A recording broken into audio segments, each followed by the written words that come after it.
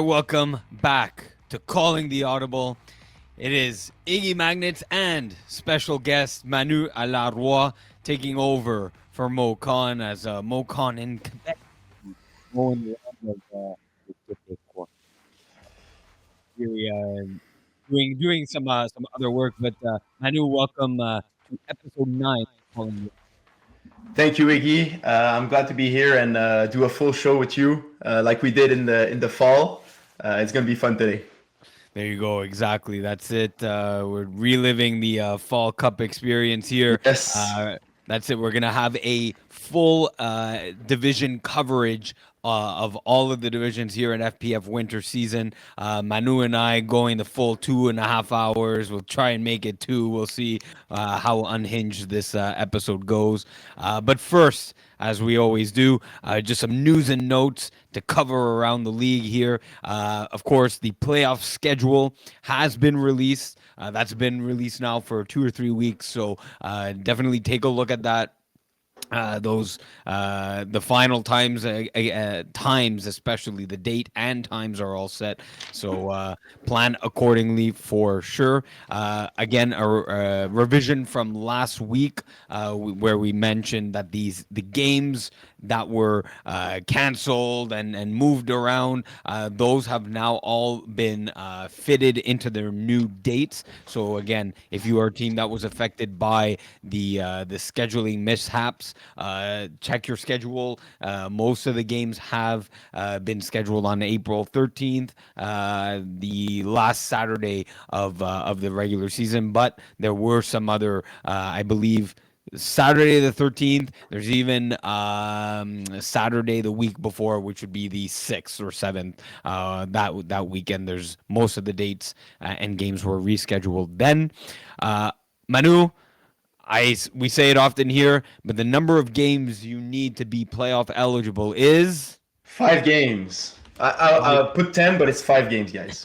We're Fans, changing the but rules. you see it. So yeah, you need 5 games, guys. Be sure that all your players have a jersey with a number on it, not written on, and be sure to tell the scorekeeper that all your players are there, because it's really important coming to playoff time to have 5 game play minimum. Yeah, exactly. And if ever you have a guy maybe with 1 or 2 games played, and you want him to get playoff eligible, now is the time, right? There's Yeah. Most teams have 3, 4, maybe 5 games left on their schedule, so it's definitely the time now to get those players with that 5 game minimum to make them playoff eligible. And then, of course, as my camera gets shook a little here. The spring season details are not yet released. Those will be coming out in the following days, following weeks. So stay tuned for spring registration. Of course, we saw, Manu, the announcement of 5v5 flag FPF taking going in the direction of the Olympics and the standard of flag going 5v5. What were your general thoughts on that? I'm really happy to see this division is going to be fun to figure out how teams adapt to this new style of play. It's a new game. It's still the flag, but it's way different with the field being smaller. And but I think there's some teams in the higher divisions that already played with those rules. I know a bunch of guys, for example, the Braves, also Dan Lazara's team that went to tournaments where it's 5v5. So it's going to be interesting to see these teams if they go there, and maybe some new teams that try it. Really fun to see that FPF added this class of different division.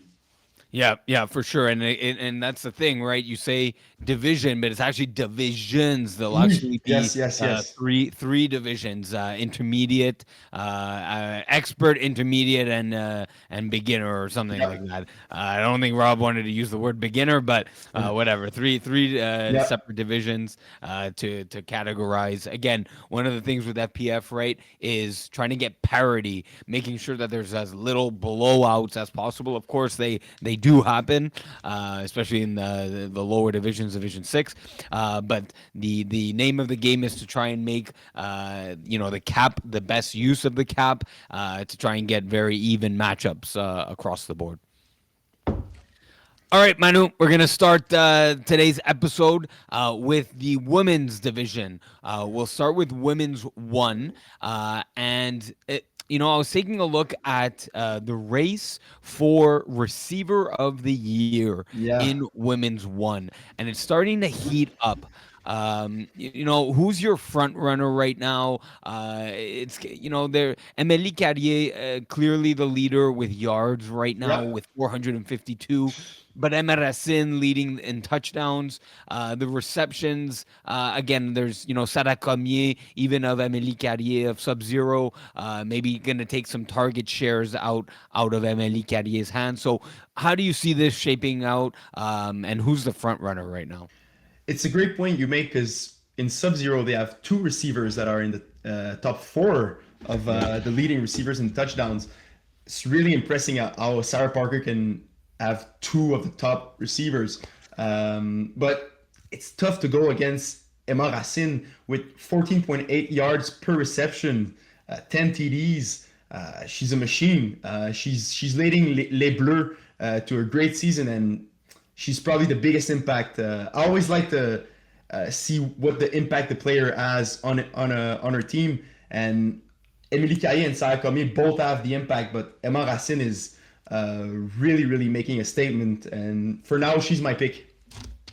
Okay. I mean, the way with receiver of the year, the thing is the yards are very important Yeah, because without looking at the statistics of whether it was a 1 yard touchdown or a 40-yard touchdown, the impact of yards is generally like slightly more favored than a touchdown, right? Because if you have 30 yards on one drive, you're representing about 80% of the field, and the drive was because of your receiving yards, right? So yeah, that tends to be slightly favored over the touchdowns. But don't get me wrong, the touchdowns are important. But that, and even don't discredit the receptions. And now even with the target, stat that we have, if you're catching 35 balls thrown your way, but you have 100 targets, like, you're only catching 35%, yeah. I 35% know it's of the not good. balls thrown your way. It's not great, but if you're going 35 for 40, now you're talking, serious sticky hands, and especially like you said, I do like Emma Racine's 14.8 yards. She stretches the field for Les Bleus and is a dangerous weapon and kind of opens up the offense in general Yeah. for her quarterback, right? But personally, right now, I think the front runner Emily Carrier, but it's definitely an interesting race down now that we're a little way past the mid point of the season.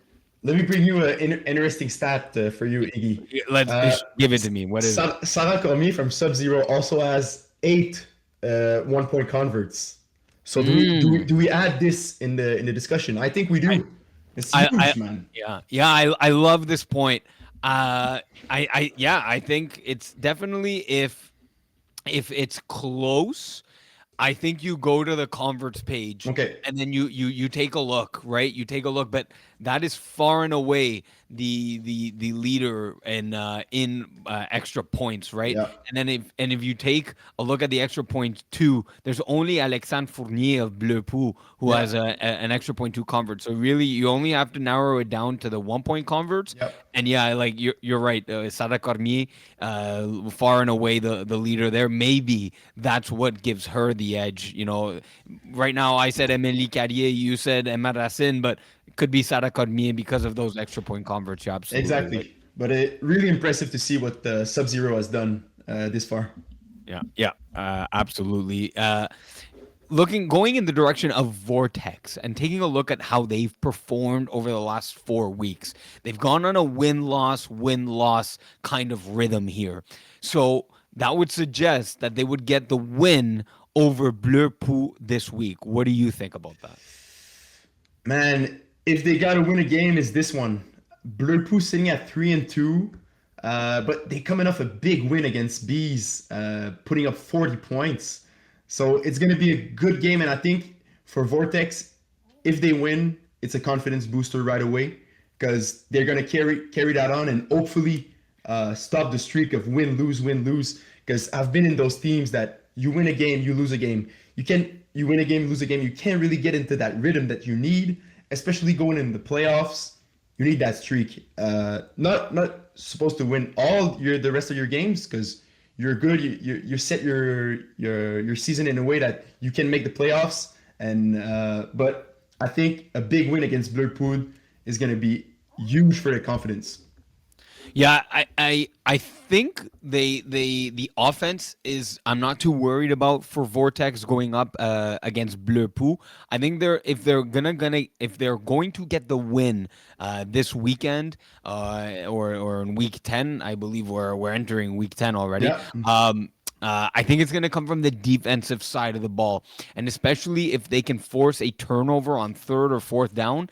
By turnover, I don't mean turnover on downs, because remember that only brings you back to your 5 yard line. I'm talking about turnovers in the form of interceptions. So right now, Marilou Maja, Elodie Drouin, Emma Rousseau, they've combined for 6 interceptions between those three players. Yep. So if one of those players can, or maybe all three of them can get one interception each, I think that gives them the best chance to get that win over Bleu Pou. I think when I look at the stats real quick like this, Elodie Drouin is having a big impact on this team with also 3 sacks to her defensive stats, which is really impressive with 2 picks, 3 stats. You don't see that often. I would be surprised if they were interception from the rusher position, but very well could be. But still, being able to play in coverage and to rush, being like a Swiss Army knife of your team, big props to her, and maybe making a case for Defensive Player of the Year. Yeah, absolutely. Manu, we'll take our conversation over to women's two now, Let's do it. and again, I'm very interested in the statistics and the season leaders right now. And when looking at quarterbacks of the year, two of the top three are part of that Ibu franchise, whether it's Ibu Yep. or Ibu 2. So tell me, quarterback of the year, is it between, would you take two or no, I'm botching this completely. Quarterback of the year, is it coming from one of the two Ibu quarterbacks, or are you going with the field? I'm going with the field. The reason Okay. is both Emily Adam and Cassiope Lemay have a high interception number, Yeah. which takes me. It tells me like if they turn the ball over too much like this, I can't give them the QB of the year. But Emily Adam from Ibu, just Ibu, still has 5 games left, so could really boost up her passing touchdown stats and keep the interception to 9, maybe 10. But Marie-Ève Girard from Kiss My Boots is having a clean season with 22 touchdowns, five interception only, and throwing at the 64.3%. I'm really impressed by Kiss My Boots. I think it's a new team in the women's division, and they've been able to do some great things with a bunch of players that know each other but just started a team. Laurie Ouellette, our contributor on that team also, and the name is maybe a shout out to Kiss My in-laws, the Kiss My franchise. So Yeah. we like it. We always like it. Yeah, exactly. She's the only quarterback, Marie-Ève Girard, with a 100 or better quarterback rating right now. Yep. Allison Sobel very close there in the 99.6, Yes. but Girard the only quarterback with 100 plus QBR right now. Other than Gabrielle Deschamps, who has thrown a couple games for Patriot CSL, Yep. but right now, if you're looking at the combined, 5 games played or more under their belt. I do think I would take the field, and I do think Marie-Ève Girard would be your favorite right now for quarterback of the year. Speaking of Kiss My Boots, Manu, Yes. they faced off against Carababes in week 1 of the season. Carababes coming out, I think it was a 1-point victory. Kiss My Boots had a chance with 2 plays remaining from about the 5 or 7 yard line to win the game, and were unable to connect. Now that was very early on in the season. Yep. Both teams right now are sitting at 4-2. Tell me, who's in a better position to make a deeper playoff run? Is it Kiss My Boots or Carababes? Man, that's a tough choice because I'm gonna say this. I think that Carababes have a better chance. I did not see both of these teams play, so I cannot judge by them playing. But looking at the points against, they have 76 points against in 6 games, and I think defense will win you games, especially come in playoff time, where everything is more tight, everything is more like timing and stuff. So you need your defense to step up and give the less points possible. And looking at their game, Carababes have a really good defense. They've only allowed 14 points, and it was against Kiss My Boots. The rest is 6 points. Okay, no, they lost to Ibu 25-0. I'm sorry. But other than that, 6 points to Big Panthers.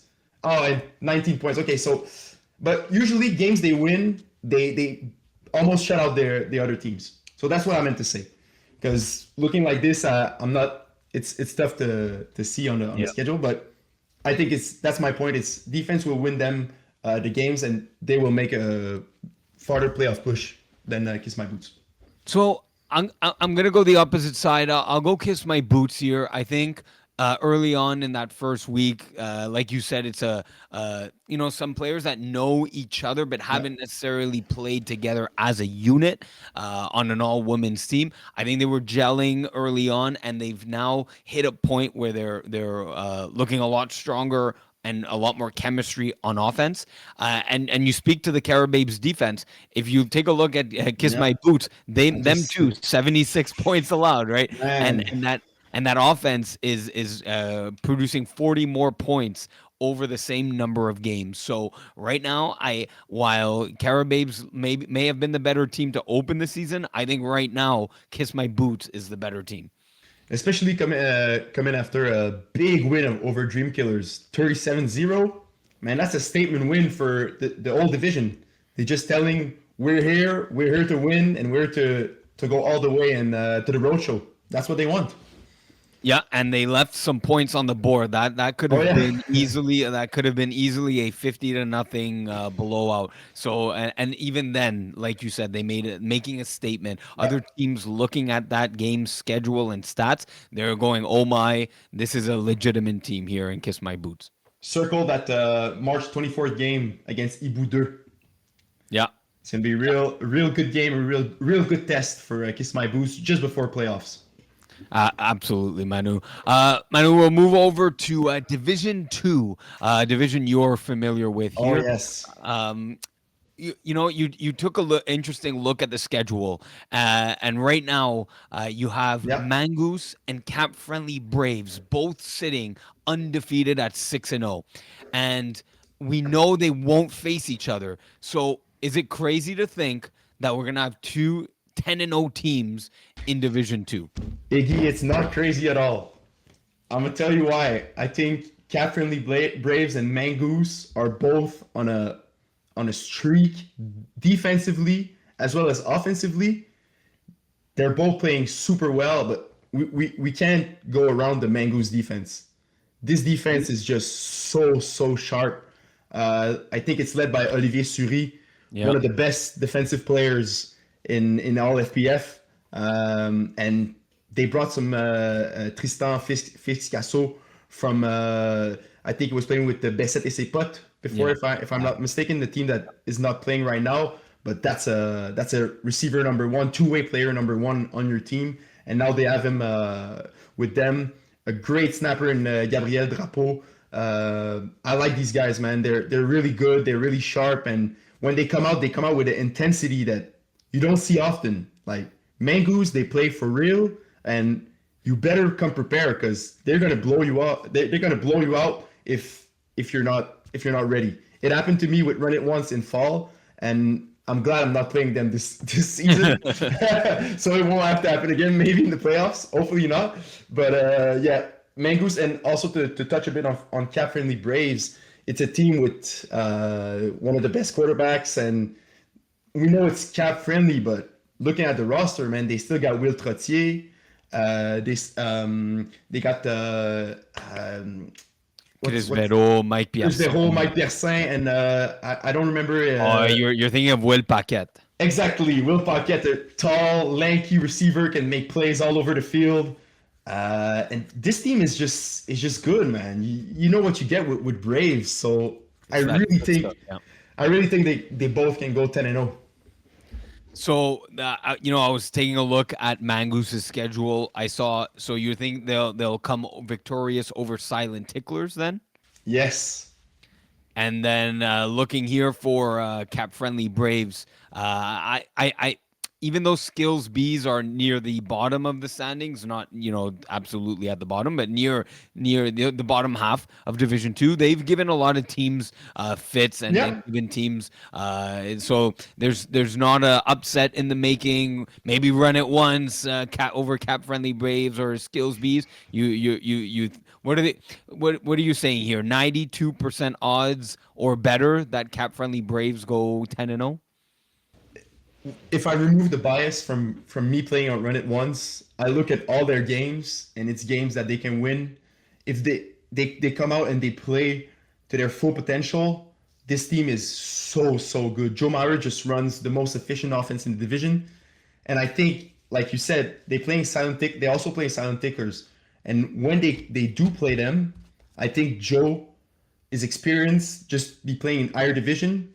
Jordan is an amazing quarterback. Don't get me wrong; he's really good, but I think Joe is just going to control the game, and it's going to frustrate that Silent Ticklers defense, which has some holes. Teams haven't been able to score against them. They have a prolific offense, but I think later in the season, if they don't just tighten it up on defense, it's going to be tough because Caffrey Braves, just like I said, they run just a. You remember you score kept the game, and I filmed the Stoics versus Caffrey Braves. It was Mm-hmm. just nonstop, just tuk, finding ways to get first downs. Yeah, so I'm really confident in Caffrey Braves and Mangoose also. Yeah, definitely both teams make things look easy Yeah, out there. Um, you know, I took a look at, or I was actually at the game scorekeeping this one. yeah, Hashtag NR versus Blue Ballers. Blue Ballers coming out with a tightly contested 20-19, very low possession, slowing down the game kind of matchup here that yeah, we had Wednesday night in Laval. Just to give you yeah. a Go quick ahead. recap on this one. So, it was basically, it was like I said, long drives, that long field to drive at the Laval Dome, which many Yeah. teams like. Even Fred Zubria before, it's like, is this like a regular sized FBF field? I'm like, Everybody it's says a that. little, Everybody says that. because it just looks so Yeah, daunting and so big. But honestly, width wise, it's the same width as like Laval outdoors, if believe it or not. yeah. Lengthwise, though, it is an extra 4 yards that offenses need to drive. But that said, uh, Adam Sinagra, usually with a 7-8 play drive. Same thing for Fred Dubry. Fred Dubry, instead of taking his notorious long shots, Yeah. it was normally dinking and dunking it down, hitting Francois Hug for Yes. first downs. And the one time, he tested deep, it was either way in front of his receiver, trying to make it safe, or once that it tipped, and Jalen Greaves came out with an interception for hashtag NR. The Hey. interception, the interception was returned, not by Jalen Greaves, but it was matched, I want to say, on Blue Ballers' end by LP Thibodeau Oh. late in the game as hashtag NR was trying to go up two possessions. LP Thibodeau from about 19 yards out intercepts Adam Sinagra at the 1 yard line, and runs it back up, to the 15, giving Blue Ballers the final drive of the game. And with 2 plays remaining, Fred Dubry, a very motivated and a very loud and obnoxious, and when Fred Dubry gets Yeah. emotional, he lets everyone know. And when he got that final score, to I think it was either Kadim Pierre or LP Thibodeau. He let one of those gorilla and bear screams out that the whole dome turned the scorekeepers and and refs and other teams like what is going on over here? What division is this? Like I'm like yeah. It's Oh wow, Division Two, man, the best of the best. So yeah, that was a bit of man. the game recap there for. Was that surprising to you that it was? Did you Yo, expect more points or what do you think? it really was surprising to me. Seeing that being that close of a game, I really thought like just thinking about it. Okay, Blue Baller's gonna win like by 20, just Big. because NR has trouble this season. I don't know why. Maybe they changed quarterback every year, so it's tough to get a rhythm. And I know, yeah, Fred Dupuis. I don't know if he played. Yeah, he played during fall. No, he didn't play fall, but I he don't think played so. spring. So, but he knows this guy is like Fred. And just to touch a little bit on what you said at the end, I love it. I love it when Yeah. people are hype. I love it when people like celebrate and show emotion. Like especially like Div 1, Div 2, Div 3 games are so intense. So like at the end, like especially a big game like this, you celebrate. I get it. I love Fred, man. He's such a nice QB to look play, and I'm very surprised that he went the dink and dunk route. Uh, like I didn't see that coming. I thought it was gonna be like deep bombs to his receivers, but Francois Hogg having a big impact. I know Francois is gonna get those key plays on key downs that really frustrate the other defense because they just think, oh, maybe he's just a rusher, but no, this man is legit at receiver, Solid. and Yeah. Fred trusts him a lot. I think like him and LP are like both of his like teammates that he's been with the longest, but he's added some studs on his team, and Blue Ballers are coming up, man. I think they're going to be a trouble for if you face them first round. It's you better be ready because Yeah. they're getting there. Yeah, for sure. I mean, just to wrap it up here Yeah, with some of the points you were making. Yeah, hashtag NR.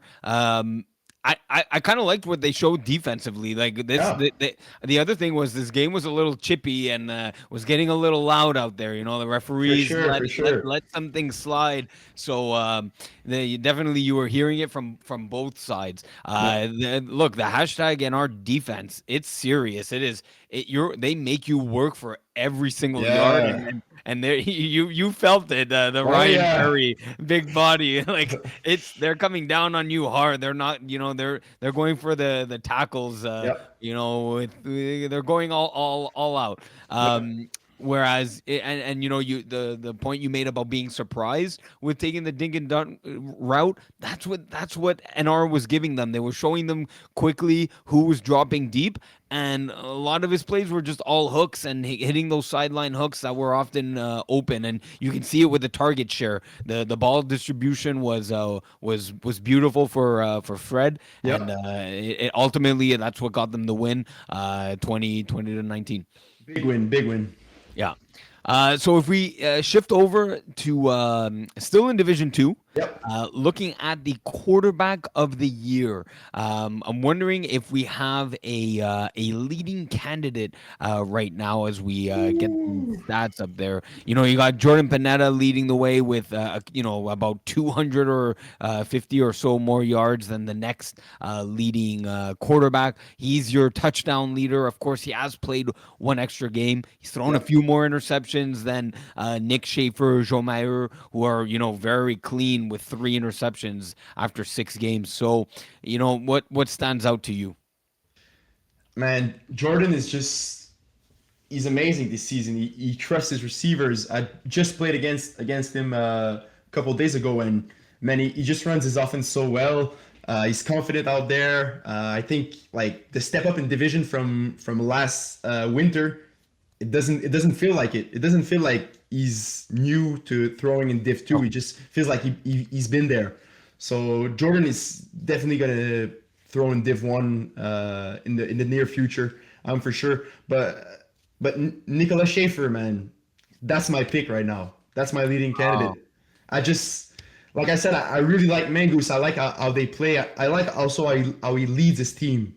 Mhm. And I think, yeah, maybe you don't see it as much, like it's an award, it's based on stats, but you see it. Nick Schaefer, he's a true leader, and he's a true, like, prototypical quarterback. Like, he's always positive. He's always gonna hype his boys. And I just gotta say it. I know it does not impact the QB of the year race, but I just had to say it. But also 31 TDs, 3 receptions.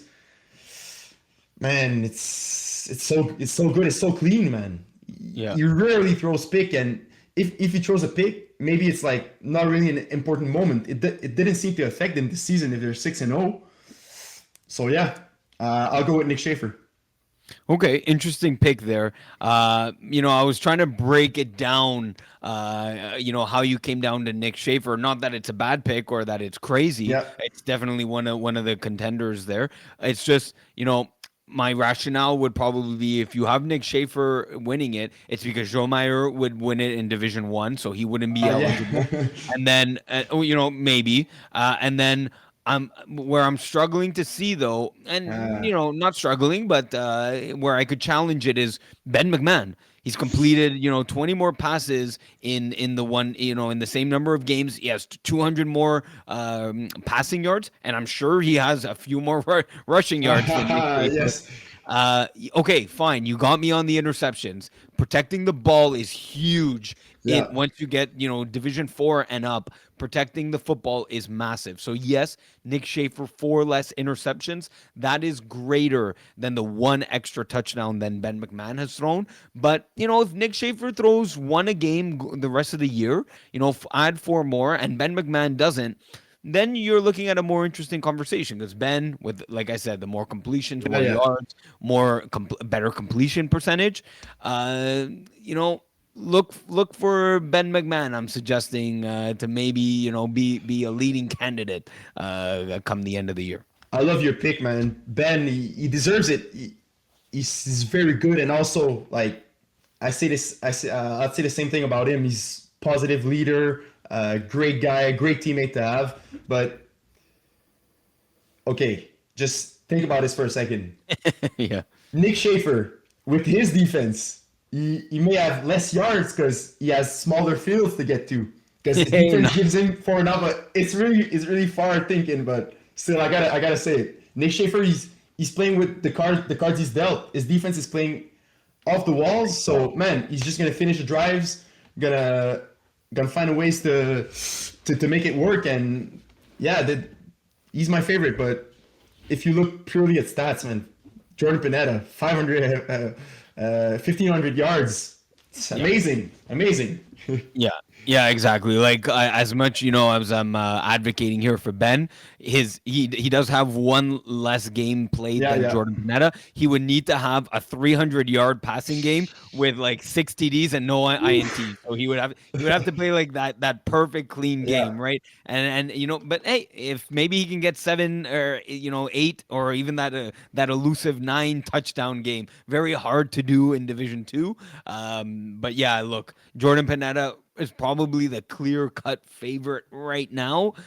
If Joe Mayer wins it in Division One, which we'll get to Division One talk in a few minutes here. But Ben McMahon, dark horse here Yeah, yeah, to I like it. to end up. Manu, we'll move over to Division Three. Good talk there Yes. in Division Two. Division Three. I mentioned it last week with Mo, a team we haven't mentioned too much. What are your thoughts on them? What's their ceiling? They come away with a big victory Yeah. yesterday or Wednesday night against Greendale Human Beings. Yes. So, A team. I love this team, man. Every time I talk about them, I say they have the energy, they have the grit, and they're led in defense by Dylan Daou. It's the captain of this team. This guy is smart. He knows how to game plan for other teams. He's always going to be ready. And they have, I think, one of the best players in the division in Charles-Olivier Vachon.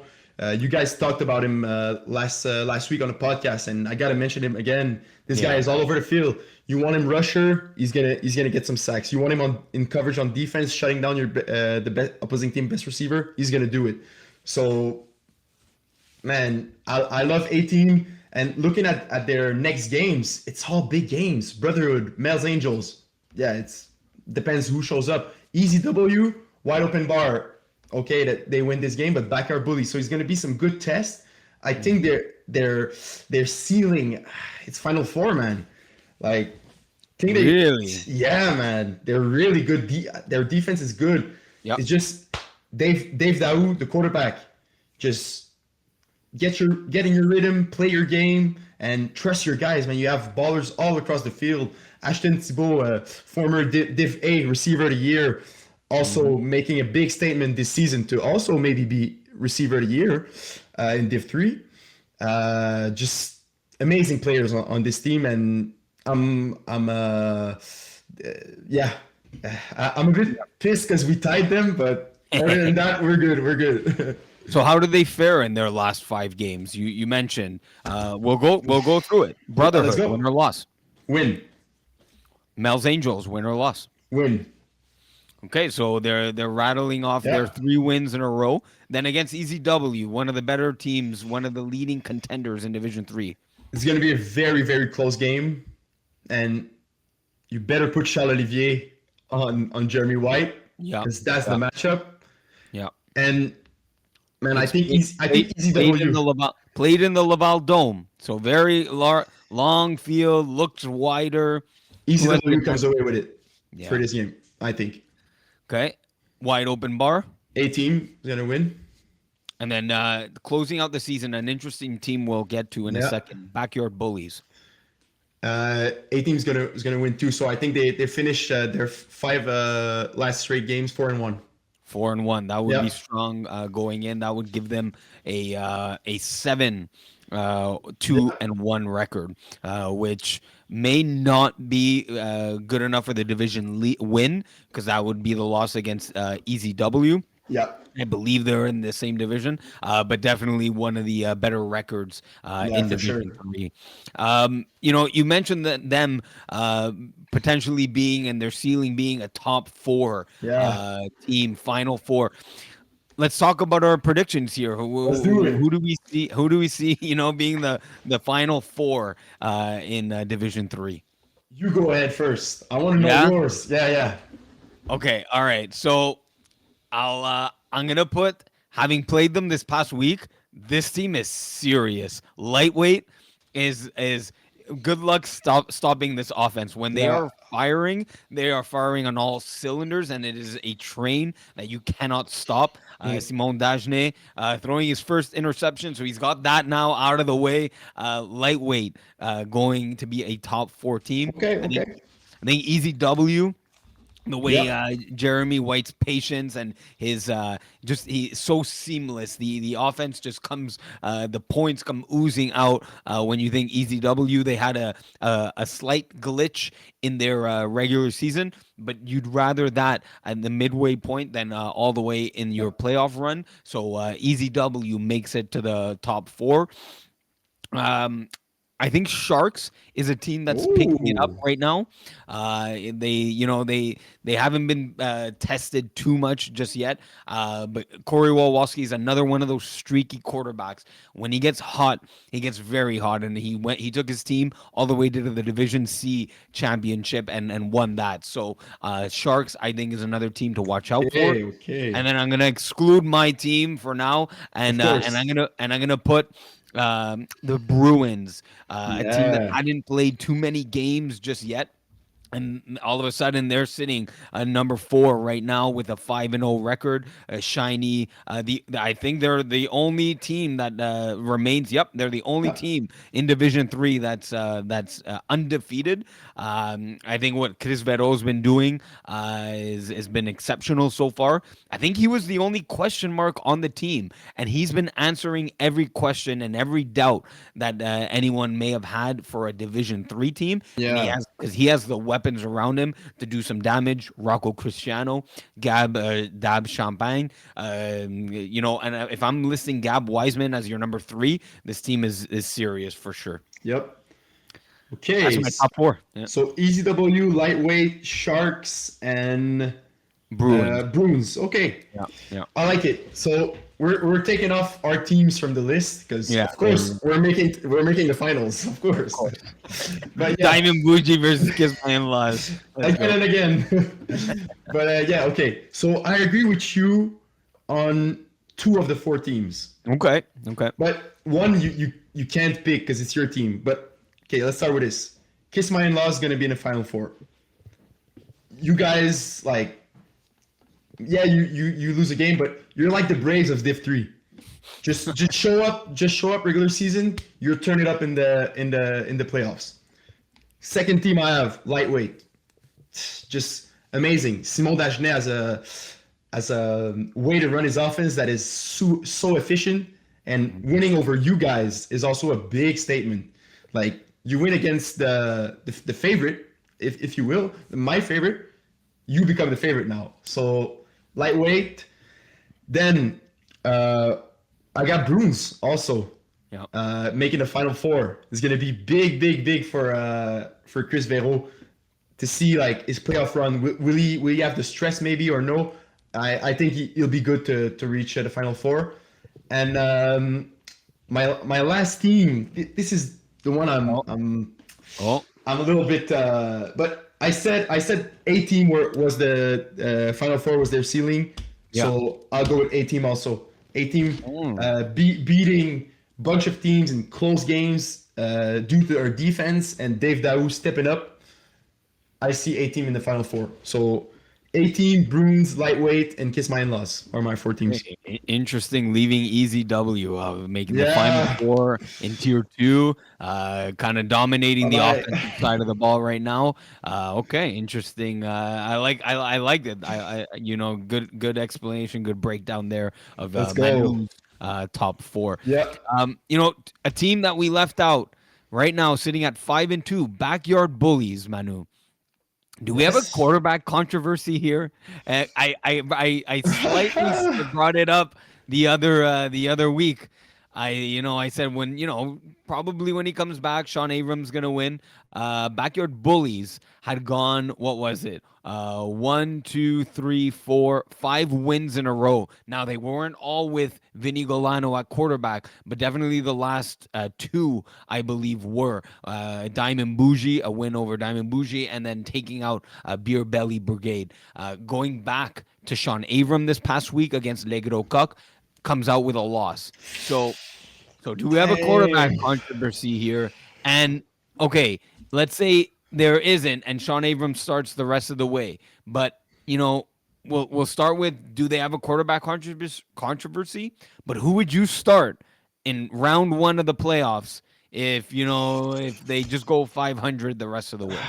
Man, it's a really tough question for me to answer. The reason why is I didn't see Sean Abram play a lot, and I've seen Vinny a lot. I know Vinny personally.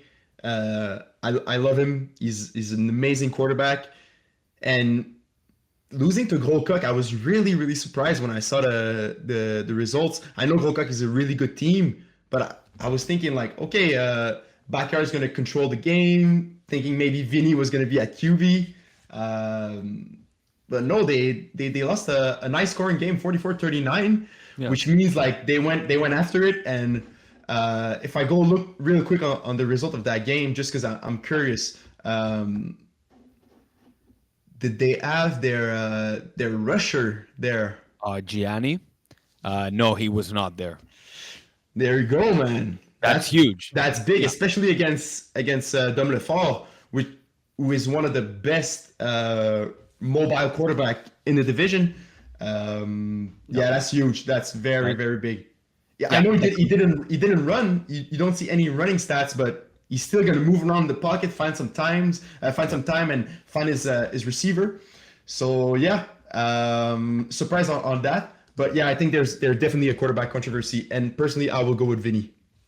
Ooh, yeah.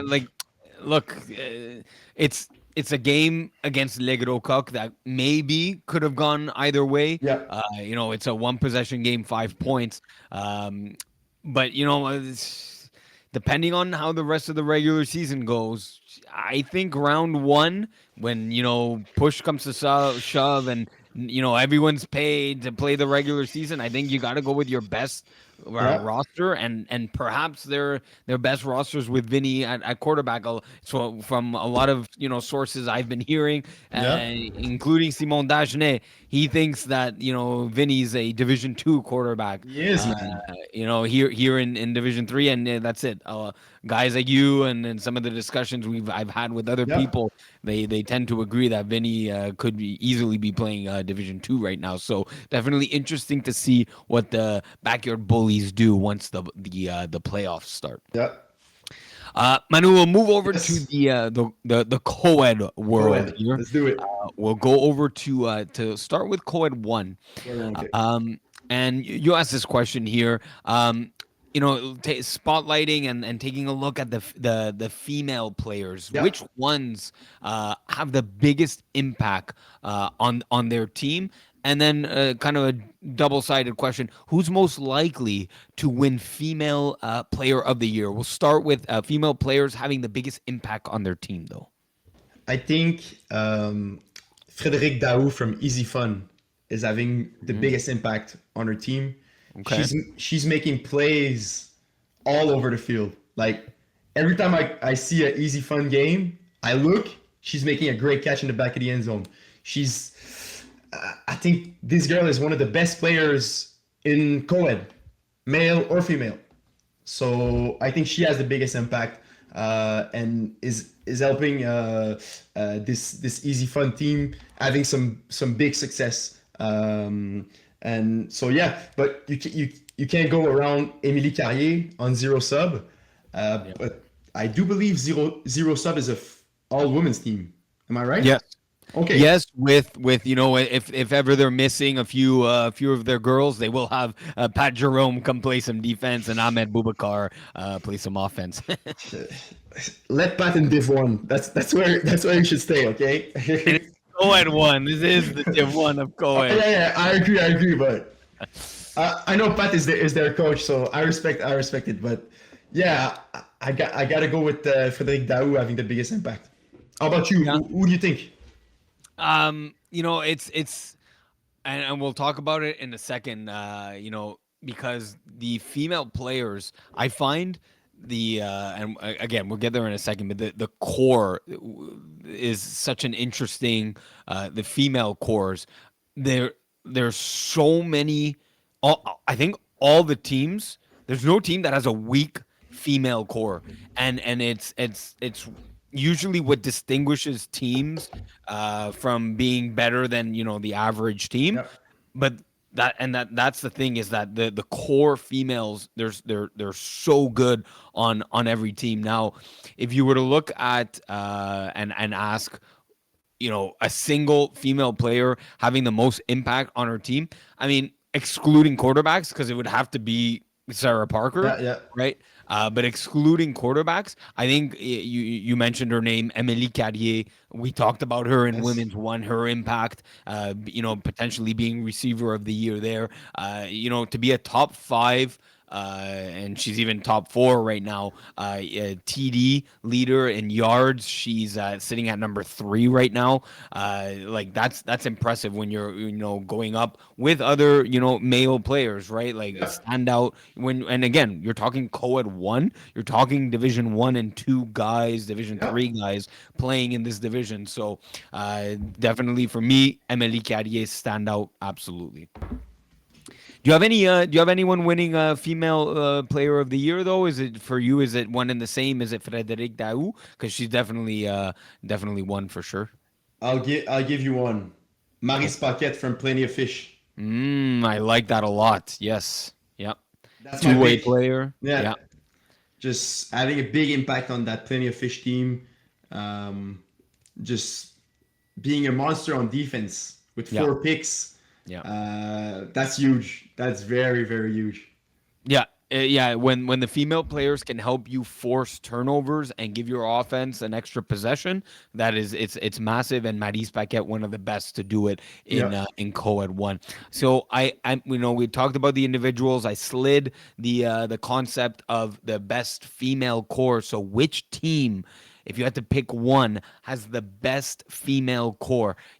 I think of Party Mix with Abigail Perrault, Beatrice, not Bouchard. That's Le Parcinet. Even Le Porcinet, right? Like exactly her, Beatrice Bouchard. I think Mathilde Sibyl is on Le Porcinet as well. If you think Kiss My End Zone, you have Gigi and a lesser known name, but Chantel Chippy Brown.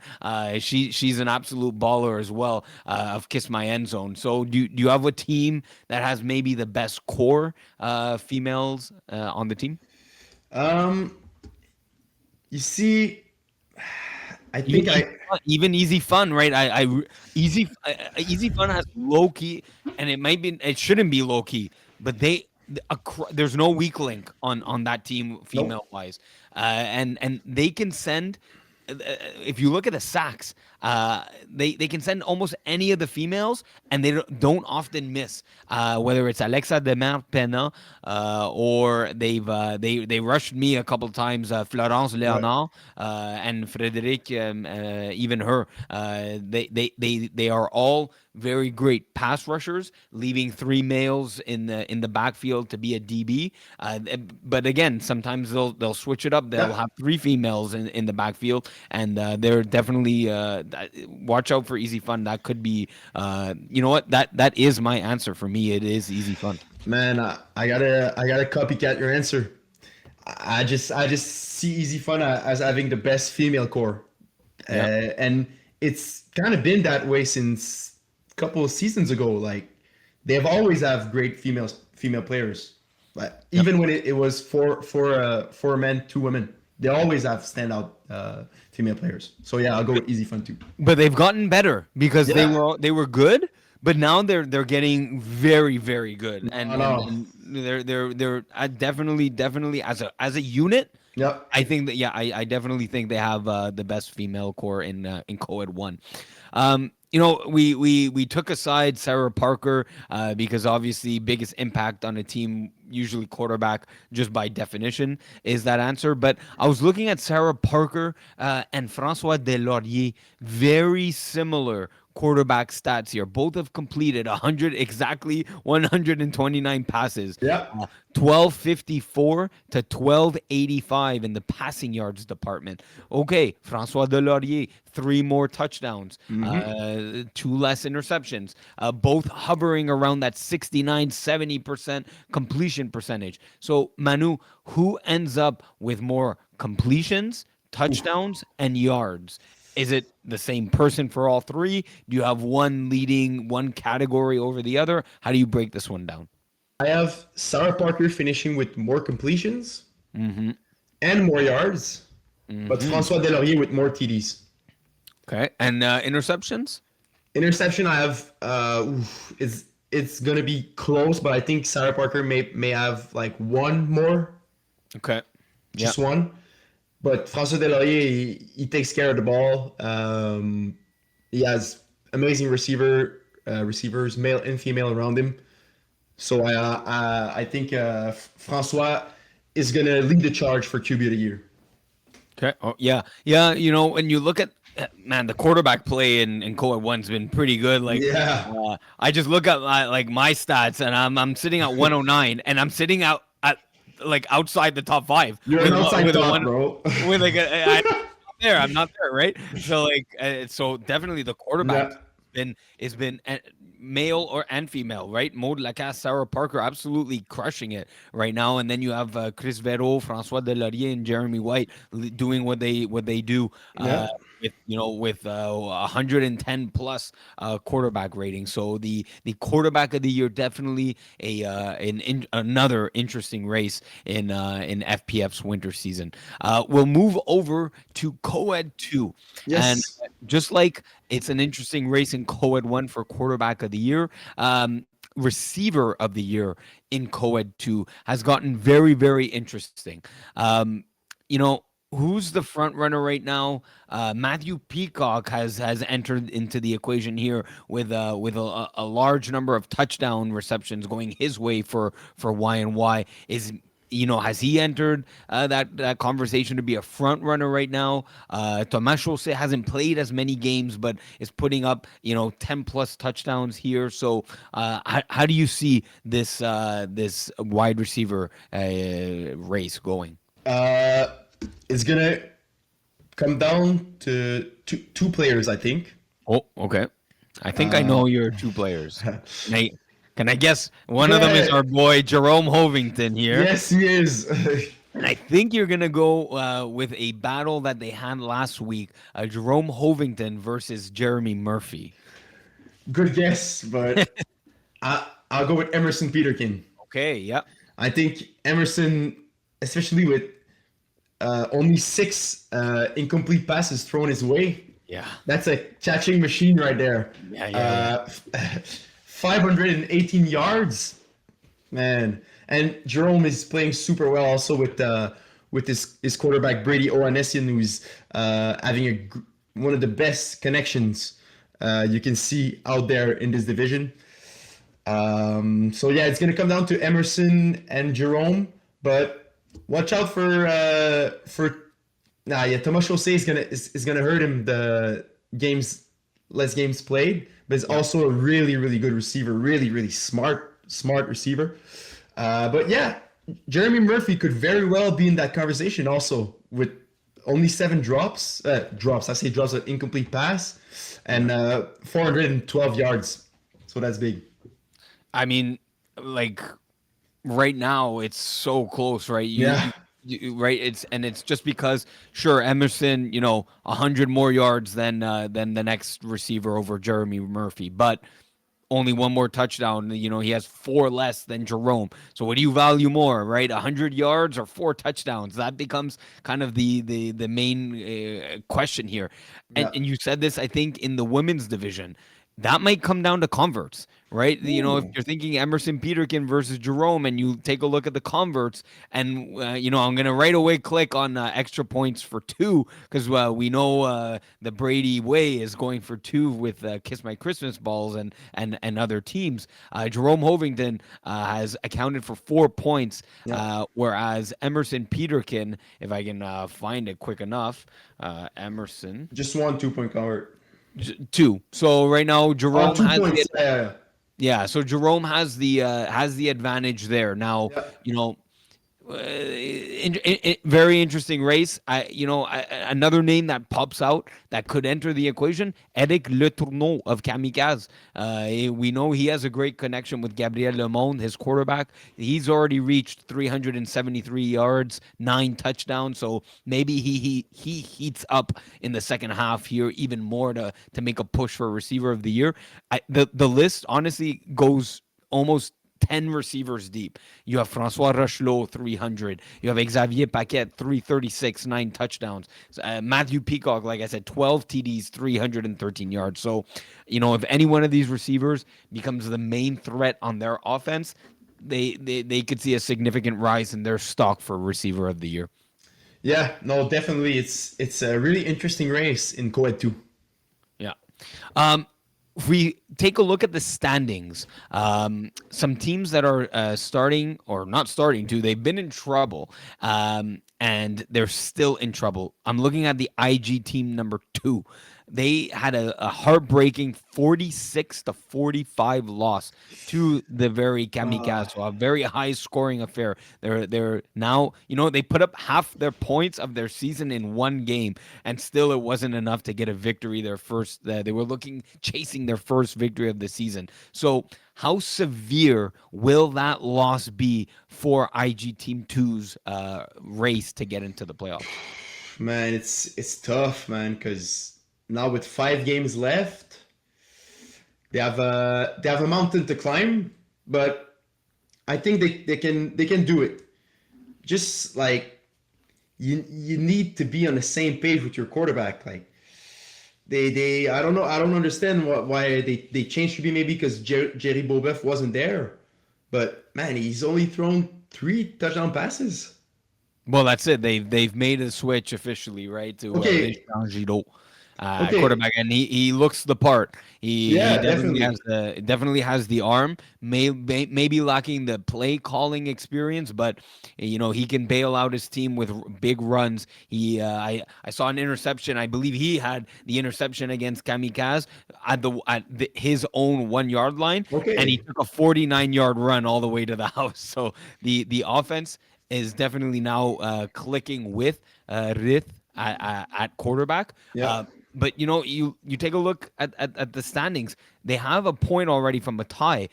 With one win, they have 3 points, and they're already into the playoff race. So I Yeah. don't think it's the end of the world. Like you said, they still have five. They still have half their season left, right? And if you quickly look over their schedule, Powerpuff Girls, a team that hasn't been doing too great in co-ed 2. You have them facing a tough matchup in Kiss My Christmas Balls. You have them another tough matchup in Flash. They then play Ball Hard University and Team Meow Meow. So I do see a couple wins in their remaining games. So I don't think it was severe. It was just maybe more of a emotionally heartbreaking loss. Yeah. Losing finally been in their last two games, 32 points and 45, and no wins to show for it. Right, like you're putting up 87 points or 77 points, and you're coming away with no wins. It's a bit demoralizing, but I think they should be okay. What do you think? No, I agree with you. They have some tough matchups, but like the two past performances, even though they weren't wins, are really a great improvement from their three first game. So I Right. think they ride on that, and they try to get more organized. Try to maybe during the week have a little Facebook Messenger conversation and plan some plays. Like don't just show up to the game and just play. Like have a little game plan, and hey, it may work, or maybe just show up and freestyle, and it may work too. But Yeah. so yeah, I agree with you. They can turn it around, and they're not in that big of a trouble. Fit Squad. They're sitting now quietly at 3-1. Of course, they haven't played as many games as the other teams here. They play Flash next. Can they hand Flash their second straight loss, or can Flash rebound after losing their first of the season? And now we're talking. Okay, okay, fit squad, not with Yeah, a e. Okay, yeah, just be sure. not with any. No, the Uh, co-ed 2 Fit Squad, yes, yes, regular Fit yes. Squad team. Yeah. I Man, I think they can win it. I think they can. Just because Fit Squad, they run a good offense. They've been playing together for quite a while now, a couple seasons Hmm. at least. And I think they're getting in that rhythm.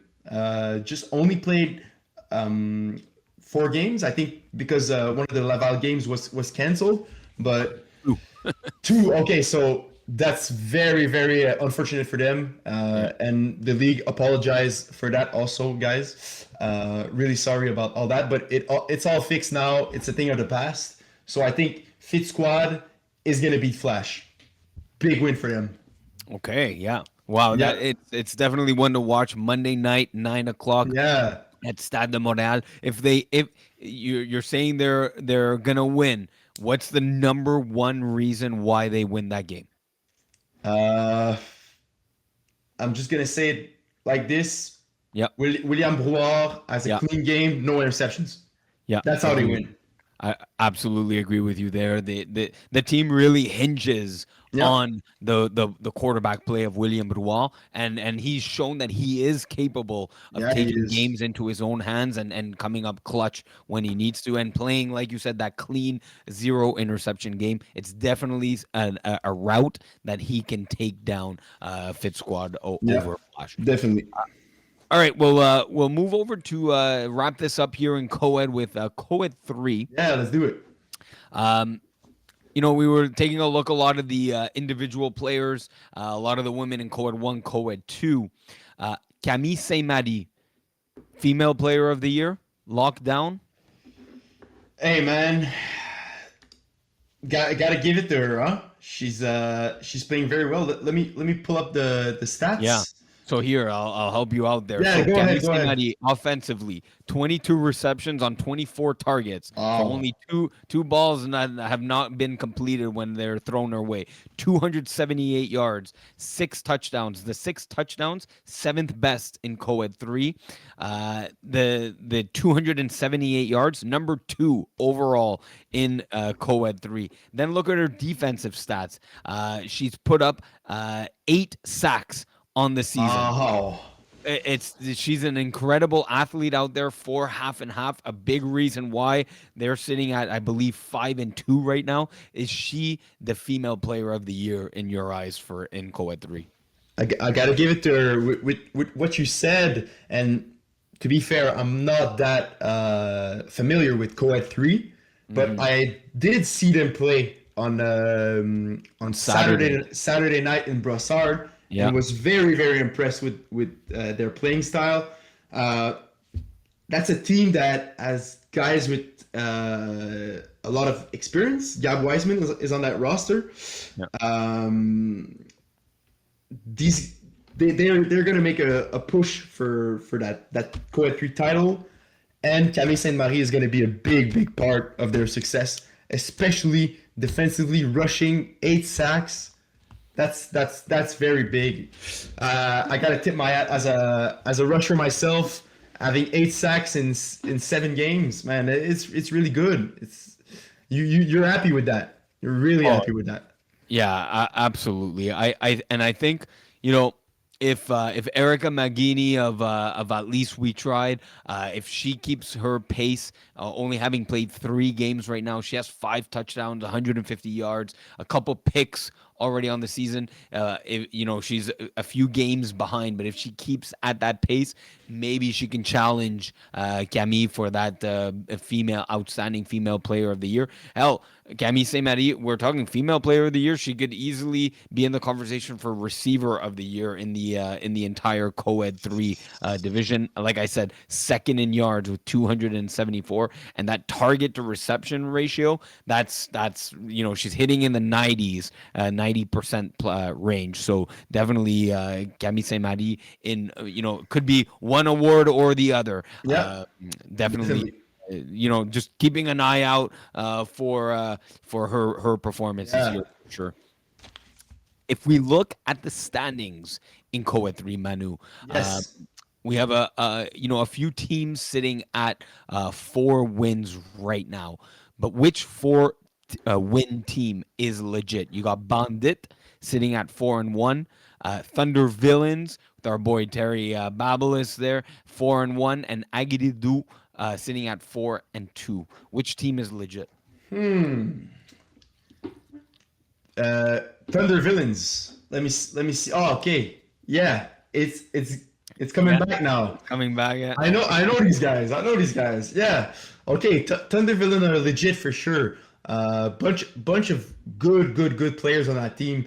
Terry Babelis, which who we know a lot. Jeremy Thompson O'Reilly was also a great receiver. Don't get me wrong. This guy is super shifty. So definitely look out for him. And Roxane Roy, Isabelle Poirier, also having a big impact on this team.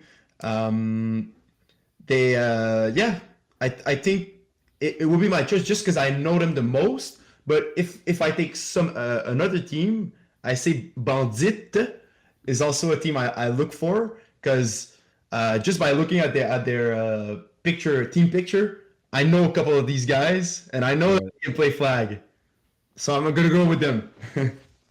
Yeah, for sure. They and you know, I think the common denominator between these two teams is that they've gotten performances out of their female players as Yeah. well. You listed from the Thunder Villains, but on the defensive side for Bandit, Elodie Martel with an interception, Emmanuel Yes.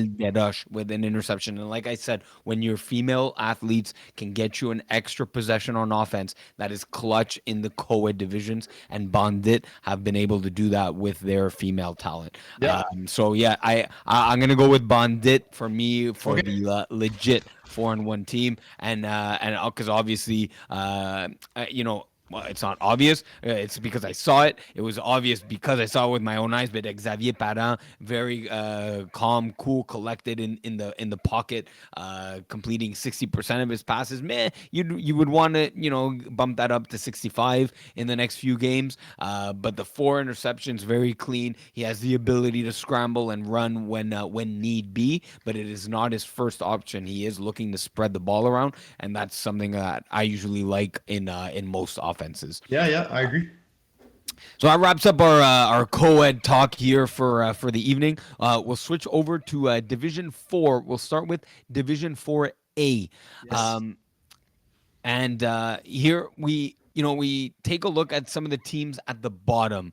Right now, Smitty Bacall Gang, Step Brothers, winless so far. So if it's not those teams, which teams do we think here are going to miss out in the playoffs in Division 4A? You got Born in the 80s, Undisciplined Flaggers right now on the outside looking in, sitting at 2-4, and right nipping at their heels, you got Half Senders FC, Mofos also sitting with 2 wins. Man, I'm surprised to see Av Sanders FC with this record. I know. Yeah. Very much. Um, yeah, so man, okay, so Step Brothers, Smitty Bacall are out. We at least for now, Step Right. Brothers could turn it around, but I do believe Undisciplined Flaggers will get out of the red. That's a Oh, team. really? Yeah, I think they will. But I think Mofos is gonna slide down. Oh, wow. Okay. Yeah, that's the team I'm going with. Just from what I heard, Timoko, the quarterback, hasn't played his best season, and maybe it's because he only throws in winter. This guy's a receiver. He just comes and it's hard, man. It's hard to be QB in It Div is Four. hard. Yeah. It's really, really, man. Even in Div Six, Co-Ed 3, no matter the division, It's being hard. a quarterback, it's really hard, especially when you don't really practice it like on a daily. Like the For sure. best quarterbacks, they play winter, fall, and spring. Yeah. That's it, man. You see Yeah. it You every get reps. time. Get You reps. get Yeah. reps. Just even if you lose, even if you throw picks, you just get reps. So that would be my pick. Mofo sliding down and undisciplined flaggers going up. I'm gonna go with still CRA. They started the season 3-1 and are now sitting at 3-4. They're on a bit of a losing streak here, 3-game losing streak. I like what Born in the 80s have as a roster composition. They got a loss, I think a 1 point loss with Sanders Armand playing a clean quarterback game. I think going 19 of 21. No, I'm serious. 19 of Wow. 21, like 220 yards, 5 touchdowns, no interceptions, and he comes away with a loss. So I think Born in the 80s are fine. I don't like where still CRA are trending right now Yeah, in the wrong direction for me. I get it. I get it. But shout out to Sanders. I'm sad he Yeah. lost, but shout out to him. Hey, you mentioned Half Senders FC. Yeah. Disappointed so far with the 2-3 record. Sub 500 at the midway point. Do you think they're going to turn the season around? Mm, I man. mean, we can take a look at the schedule right now. Let's do it. Uh, so let's see how they performed. We know their record is 2-3, but let's see where their losses came. Let's see where the wins came. So they lost to Les Otaries Extrêmes, Yeah. undefeated so far. Tough one. Tough one. Lost by 9, so close, but 2 possessions. Yeah. A loss to Trap Stars, kind of big, 39-24.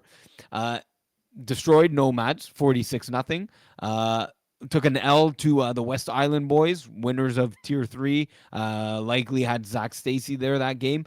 And then just came away with a big shootout win, 46-42 over the Mofos that you mentioned. So beating the teams you'd think they should beat, and maybe Trap Stars. It's a game I would have thought Half Senders FC were the favorite. The thing with Half Senders FC, they're very top heavy. Yeah. So you have the Matthew Zapatelli, of course, at quarterback, with Ryan McNally, Sam Mashtub, and Janai Lewis rounding out the top three. And then the depth is where it's lacking, in my opinion. Right, you have a lot of new players to flag playing for the first time. The snaps are not coming in very crisp, so Matt Zepatelli often looking skywards when reading the field, and that's not very clean for the offense, especially the one he wants to run. So let's take a look at the back half of the schedule here. We'll start with balls deep. How do you think they'll fare there? Oof, that's gonna be a loss for me. Yeah, tough. It's gonna be it should be a good game. Sunday, March 10th at 6 o'clock in the Stinger Dome. Yep. Should be a close game, but yeah, it's really it's a flip of a coin for me. That could be a win, could be a loss. Yeah, So yeah. you're going loss here. Game against Smitty Bakal. Win. There you go, turning it around against Idaho Utapimps. I know No you bias defense here. by 50. Shout out, No, please. no bias here. No, Uh, no. But let's move uh, around this game. an interesting one. Ooh. A team like them, in my opinion, Well, yes, yes. Bit of Jekyll and Hyde. Bet boost ballers. How do they go against them? Bet Boost wins it. Okay, So yeah, Ascenders, yeah. yeah. I mean that one's going to be a shootout, right? Yeah. And so you're picking BBB to come Yeah. out on top, and then they close out the season against still CRA. They're gonna win this game and they're gonna make the playoffs. Yeah, I think so. I think that should that should give them 4 wins on the season. That should be a playoff bound number. They're right now on that last playoff spot. Yeah. I think 4 wins is enough for them. One of the teams we saw, Manu, in their run there was balls deep. Are they a legit 5-1 team? Yeah, they are, man. How can I say no? Being 5-1 in Div 4, man, only allowing 96 points. Man, I gotta say they're legit. Looking also at their schedule, they face some pretty good team, man. Some pretty good teams. So yeah, they're legit. And they're gonna be tested by Idaho Utapins. No, I'm kidding. But Ascenders and FC is a nice game. West Island Boys also is a good game. It's later in March, but West Island Boys could come back. Zach Stacy's gonna be there hopefully, and they could give them a good matchup. But yeah, man, I feel like they're legit. It's I'm happy to see them succeed because they had a tough end to their winter season. We're not gonna talk about it. Last winter season it was really hard, so I'm really happy they're doing well. Yeah, good. Glad to see they're back to their winning ways. Yeah. But I don't think they're a legit 5-1 team.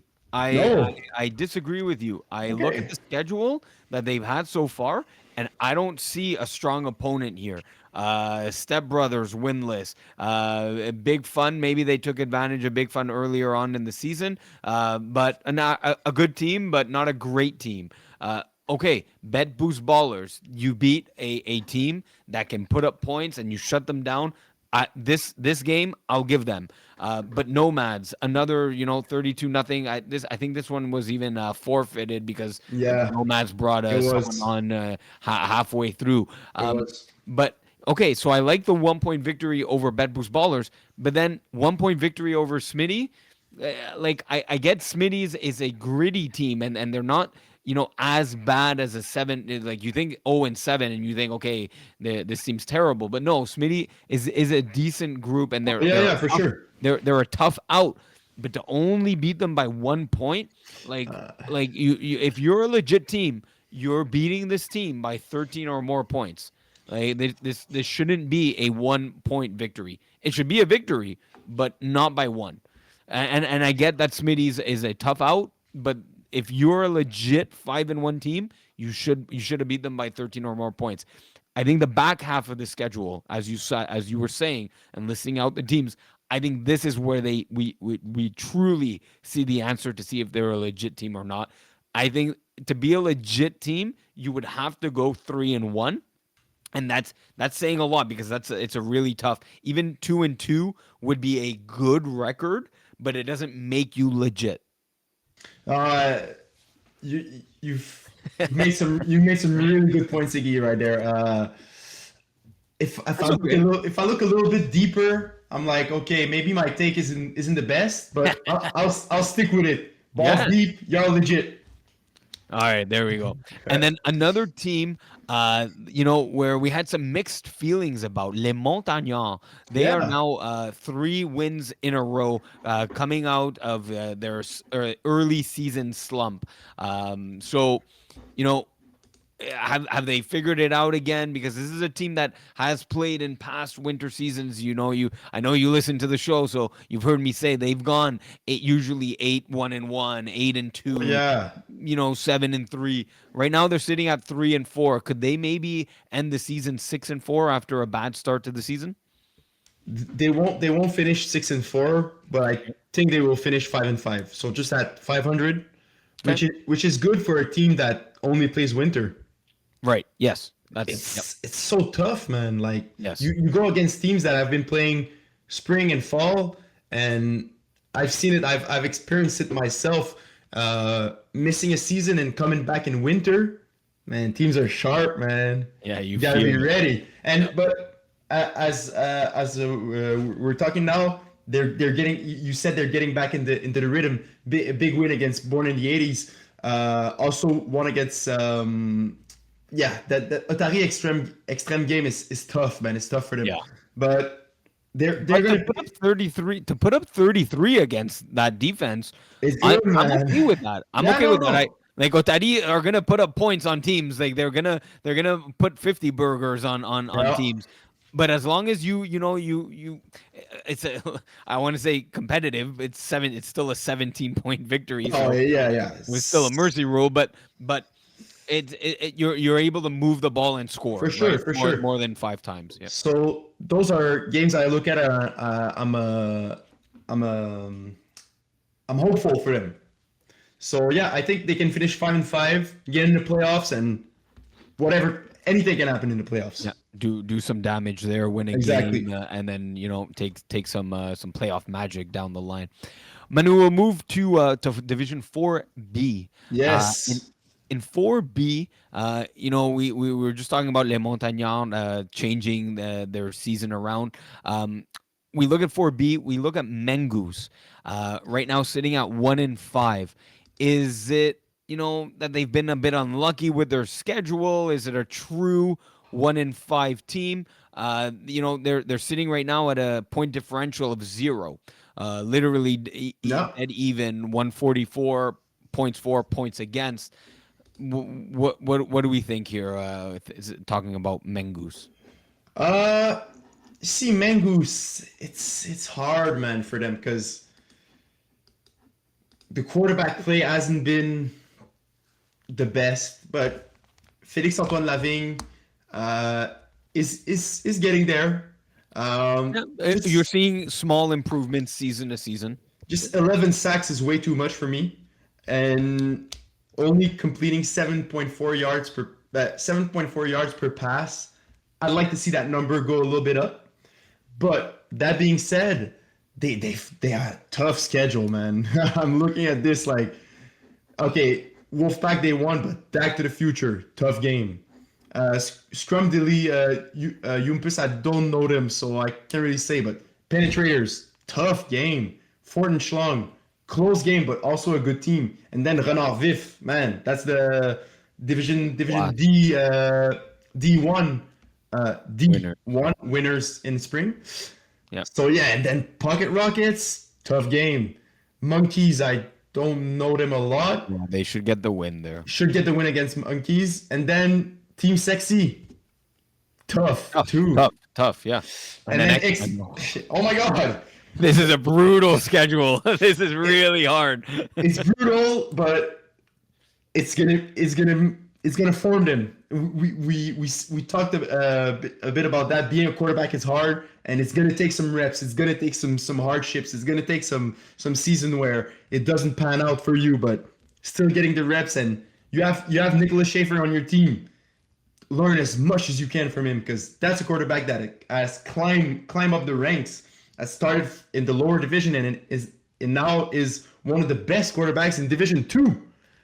that's something that's big, man. So learn from him and trust your guys and just have fun out there. And I think you can come out with 2 wins: win against Yeah. Pocket Rockets and win against Monkeys. Against Monkeys.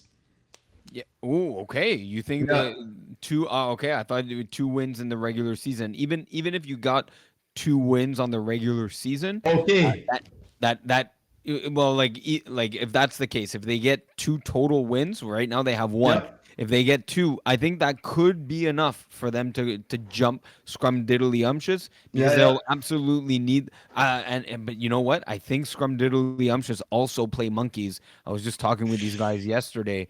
They do. They both play monkeys. So Ah, so for Mengus to make the playoffs, they absolutely have to get 2 wins. And you think it could come against Pocket Rockets? I think it could. Yes. Even if Pocket Rocket is a amazing team, I I think they can just find a crack in the armor. And I Yeah. say this because I know Pocket Rockets guys and I want to hype them up. If they listen.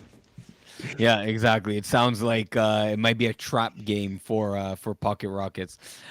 Speaking of Pocket Rockets, they're sitting at 4-2. So are the Wolfpack and Killer Rays. Give me the best team with a 4-2 record right now. Oh man, okay. And I like this question. I like this question. Give me the Wolfpack. Give me the Really? man behind the camera. James Dandera. He's Okay. I like it. I like it seeing media members do well. Yeah. So I'll go with them. Just going the media route. No, Eh? no, I'm kidding. I'm kidding. Just I think he's getting there. Also, finding his guys. Having Andrew Grant on the roster is huge. Yeah. That's a really good receiver playing in Division 2. Really, really speedy guy. Also, must bring a lot of energy to that team. I like it, and I think the Wolfpack is gonna be at the end of the season. They're gonna be the highest seeded Okay. Yeah. between all of them. Uh, What do you yeah. think?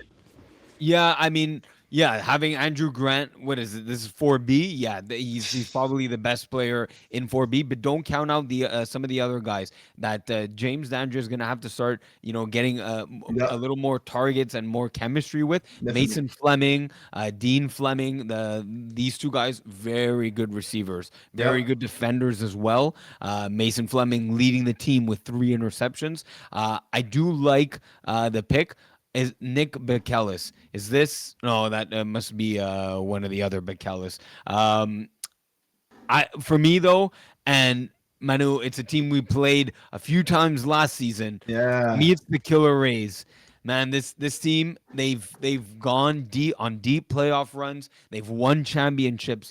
They know how to win games. It's a team that now likes to go for two, which in Division 4B, still a lot of teams are not as comfortable doing. Killer Rays more and more going for two, getting more comfortable with their 2 point convert plays. Getting a gritty win over Ball Don't Lie. A lot of athletes, them Ball Don't Lie, are getting better with each and every week. Look, we know what the offense is, right? A lot of it goes through Tyler Gerber, 51 targets already, 400 yards, 12 TDs. But if you do decide to take that away, there are other weapons on the team, right? Definitely. We had those playoff matchups, and sure, we took away Tyler Gerber, but Curtis Ryan, Aiden Lariviere, Yes, Donovan Hines, Chris Genio, and it's those Hines and Genio. They don't look like they can hurt you, but you leave them, all of a sudden they're wide open on the 10 in, and Corey Bianchi's hitting, or Tyler yeah, Bianchi hitting them for touchdowns. Now his touchdown total a little less than I'd like, but I'm seeing that he's missed a few games here, so that probably explains it. But for me, it's the best 4-2 team. While all three teams have deservedly gotten their 4 wins, but for me, it's the Killer Rays. okay, I like it. I like you point out Aiden Lariviere.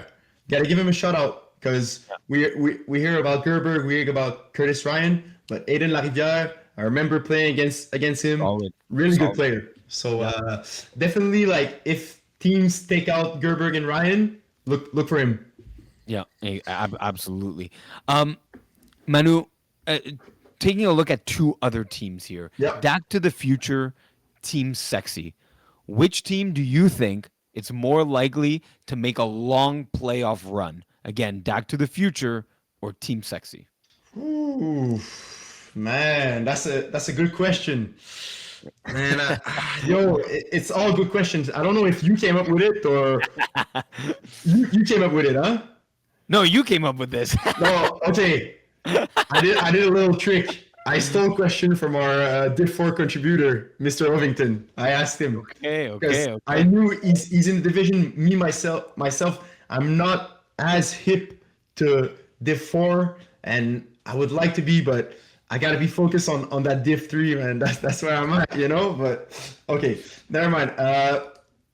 Hey, they play each other in March 9th, so it's gonna be cool to see. Yeah, But Back to the Future, that's the team I'm looking at, man. These guys, man, they're good, man. They're young, but they're good, man. yeah. And I think they're more athletic than Team Sexy. And Justin Gauthier, who is the quarterback, is also a really good QB. Just maybe not had the season he wants, with only throwing 786 yards, but it's gonna get there. It's gonna get there. Just like we said, give more reps. And I'm looking at Dak to the future, going farther than Team Sexy, making a bigger playoff push. Yeah, it is an interesting question because right now, right, both teams sitting with 3 wins. Back to the Future 3-3, Team Sexy 3-2. I do agree with you that Back to the Future slightly more athletic, but Team Sexy are low key athletic. Yeah, They yeah. don't look like it. Especially guys like Sam Anastopoulos, even Jeremy Steinberg Yeah. is another name that comes to mind. They Andrew Steinberg. They don't look athletic, but they make big plays out They there, and do. they, They they have do. that big play ability. Um, I'm gonna go with Team Sexy because of their and we've if there's a theme on today's show, it's the importance of playing and continuously playing throughout the 3 FPF seasons.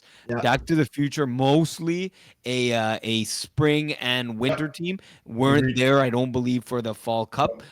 Team Sexy just getting all those reps again.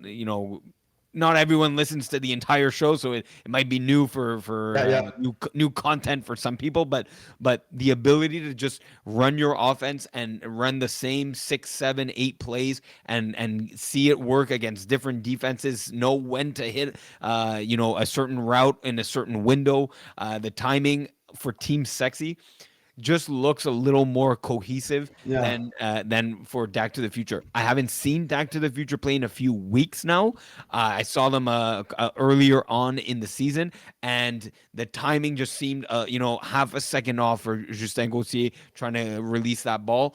I'd be interesting to see where they stand right now, but I'm gonna have to go with having seen a bit more of Team Sexy in the recent past. I'm gonna go with Team Sexy on this one. Good point, Iggy. I like that. I like that.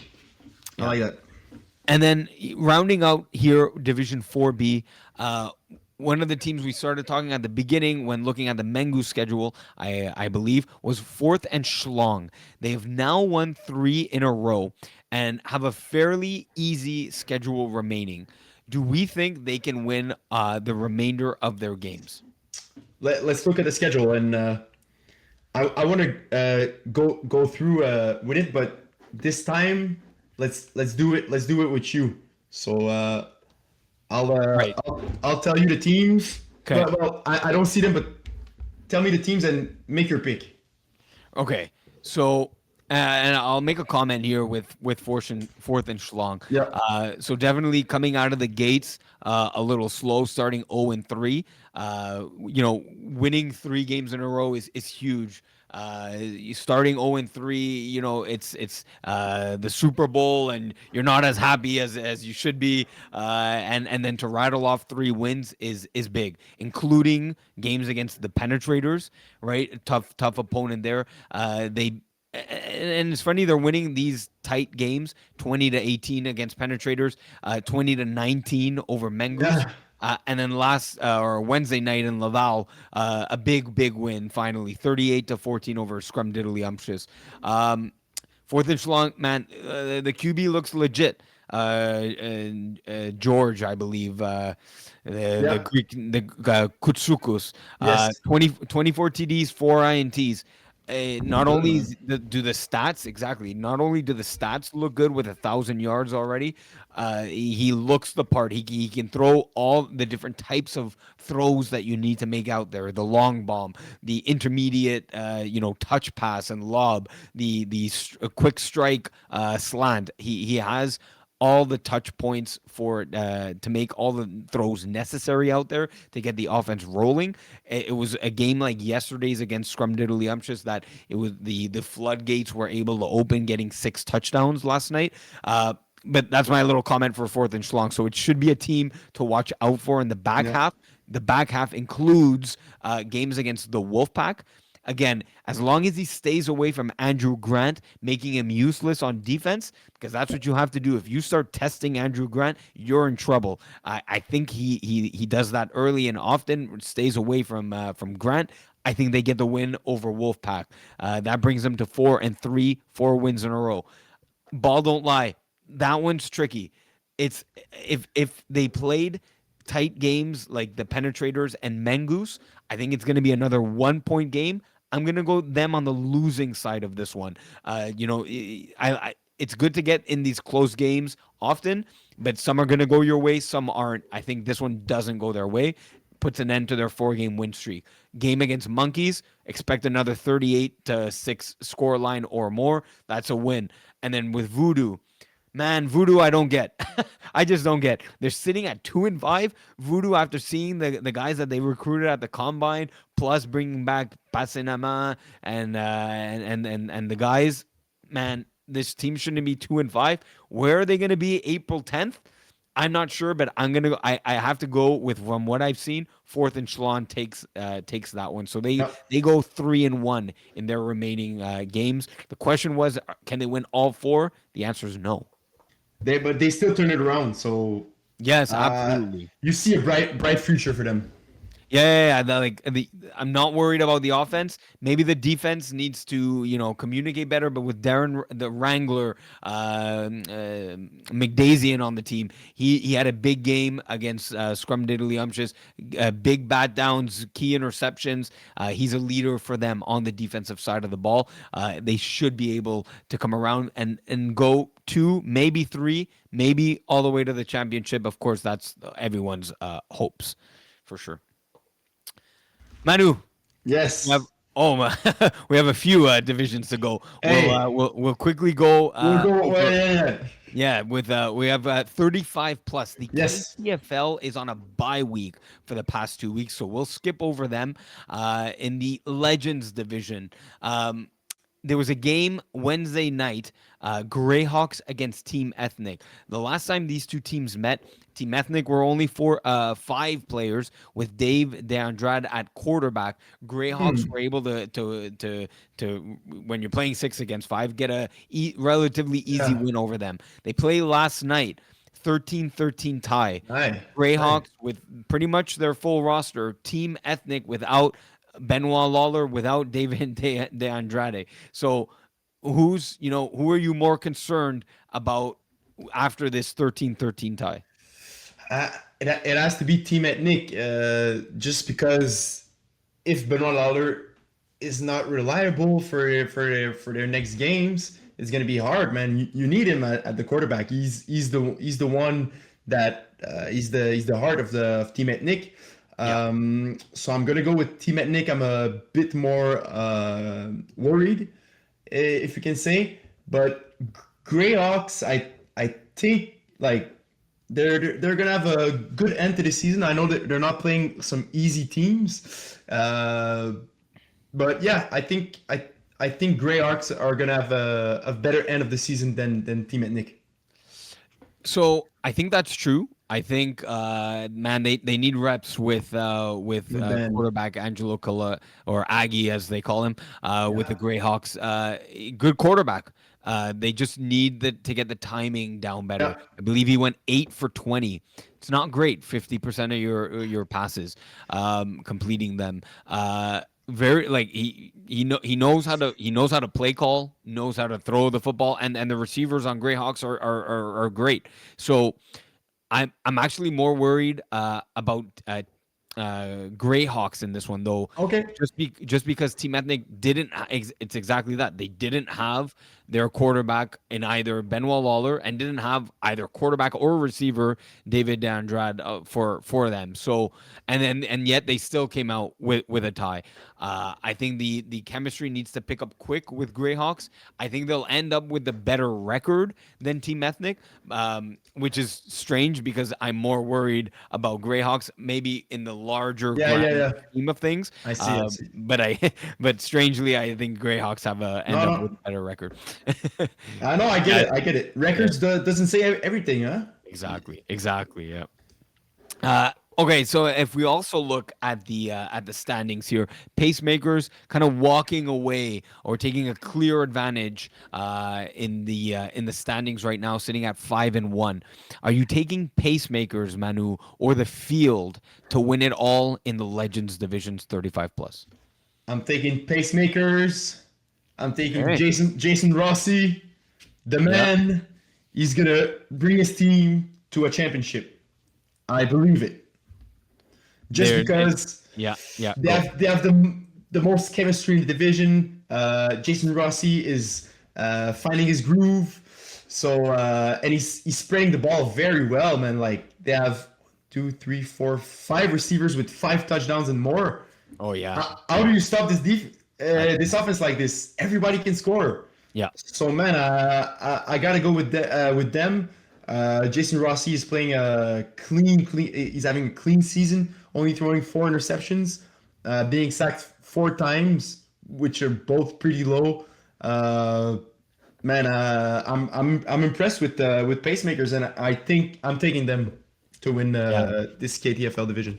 Oh, definitely. Or like 200 points already on the board, 89 points against, 15 interceptions in Wow. 6 games. In 6 games, that's serious. That's championship pedigree, Yeah. flag football right there. So yeah, I'm going pacemakers over the field as well. Uh, We'll shift over to Division 5A and 5B. Manu, Yes. we'll start in 5A. Who's hotter right now after starting 0-1? You got the Nighthawks with getting 5 wins in a row. Hale Oh. Marty's 4 wins in a row. Who's the hotter team after starting 0-1?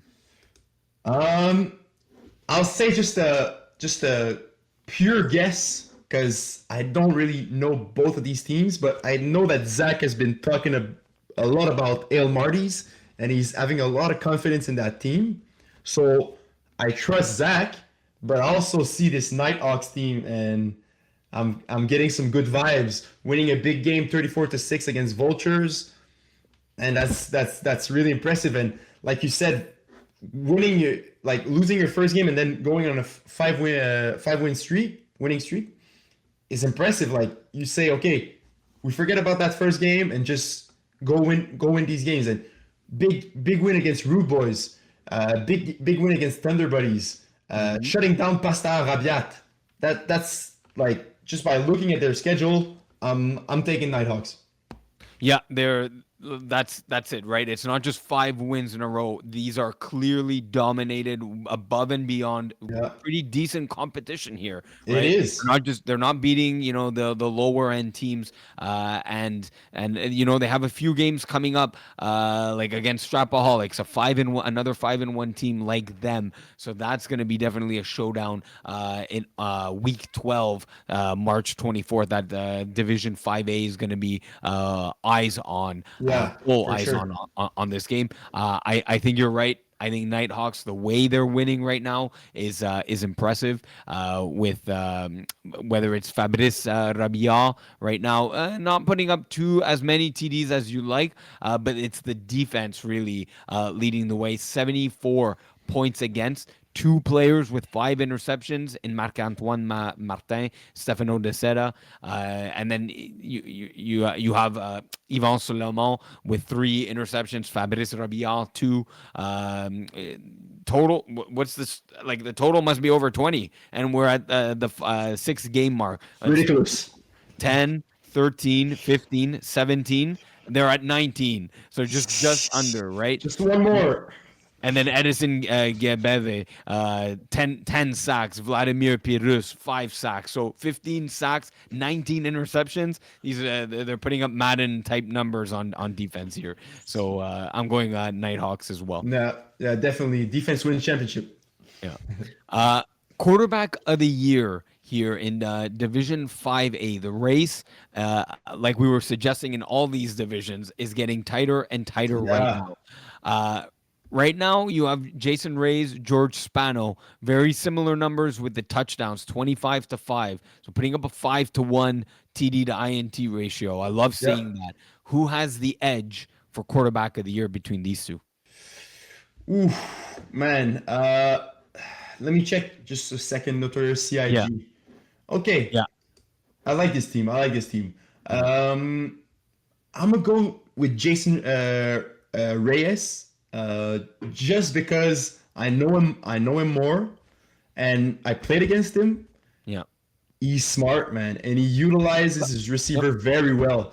I know that he has less yards than George, and maybe that George will take the lead. Will keep that lead in yards, and they both tied in TDs, same interceptions, just a little bit less sacks on George's part. I think because Jason likes to roll a bit more and try to extend the plays. But I'll go with Jason. He's also led his team to a 6-0 record this far. Les Petites Carottes are a great team. Played against them in spring. They were good. For sure they've improved by now.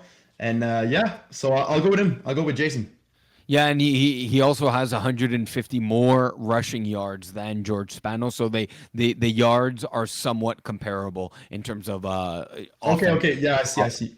Offensive yards. So I'll go George Spano though. I like the higher completion percentage. It's almost 11 points higher.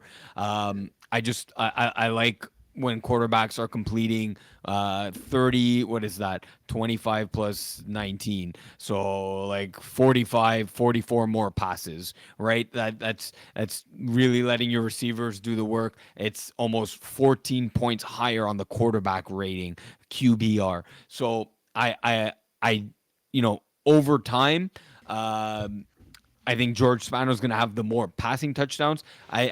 I think Jason has, if I quickly look, just one rushing touchdown. So it's not that much more right now. So total, yes, he has more. Reyes likes to take his shots. So I could see, and so does George Spano, but not as often. They're a bit more calculated.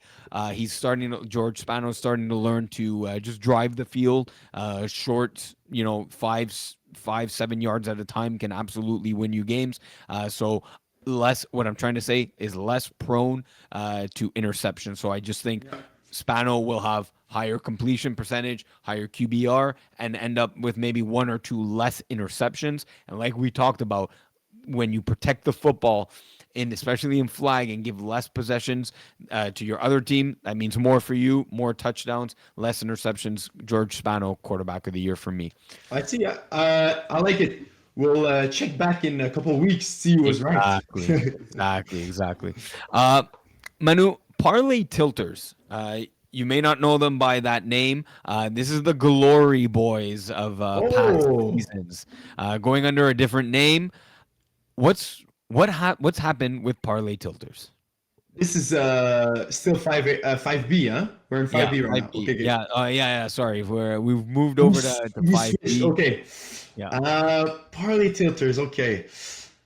So Yeah. sitting at, at one point, this team looked was the class of Division D, spring 2022. Ooh, yeah. So we're going back, 2 years now. Last winter struggled.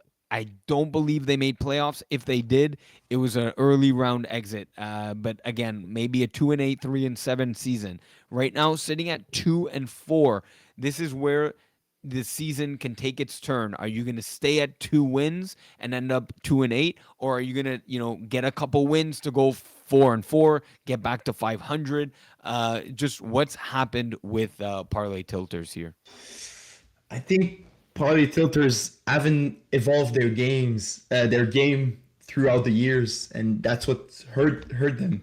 They're still trying to just throw the ball up and make some plays. Like, you gotta have concepts. You gotta evolve your offense, especially if you've been in the league for that long.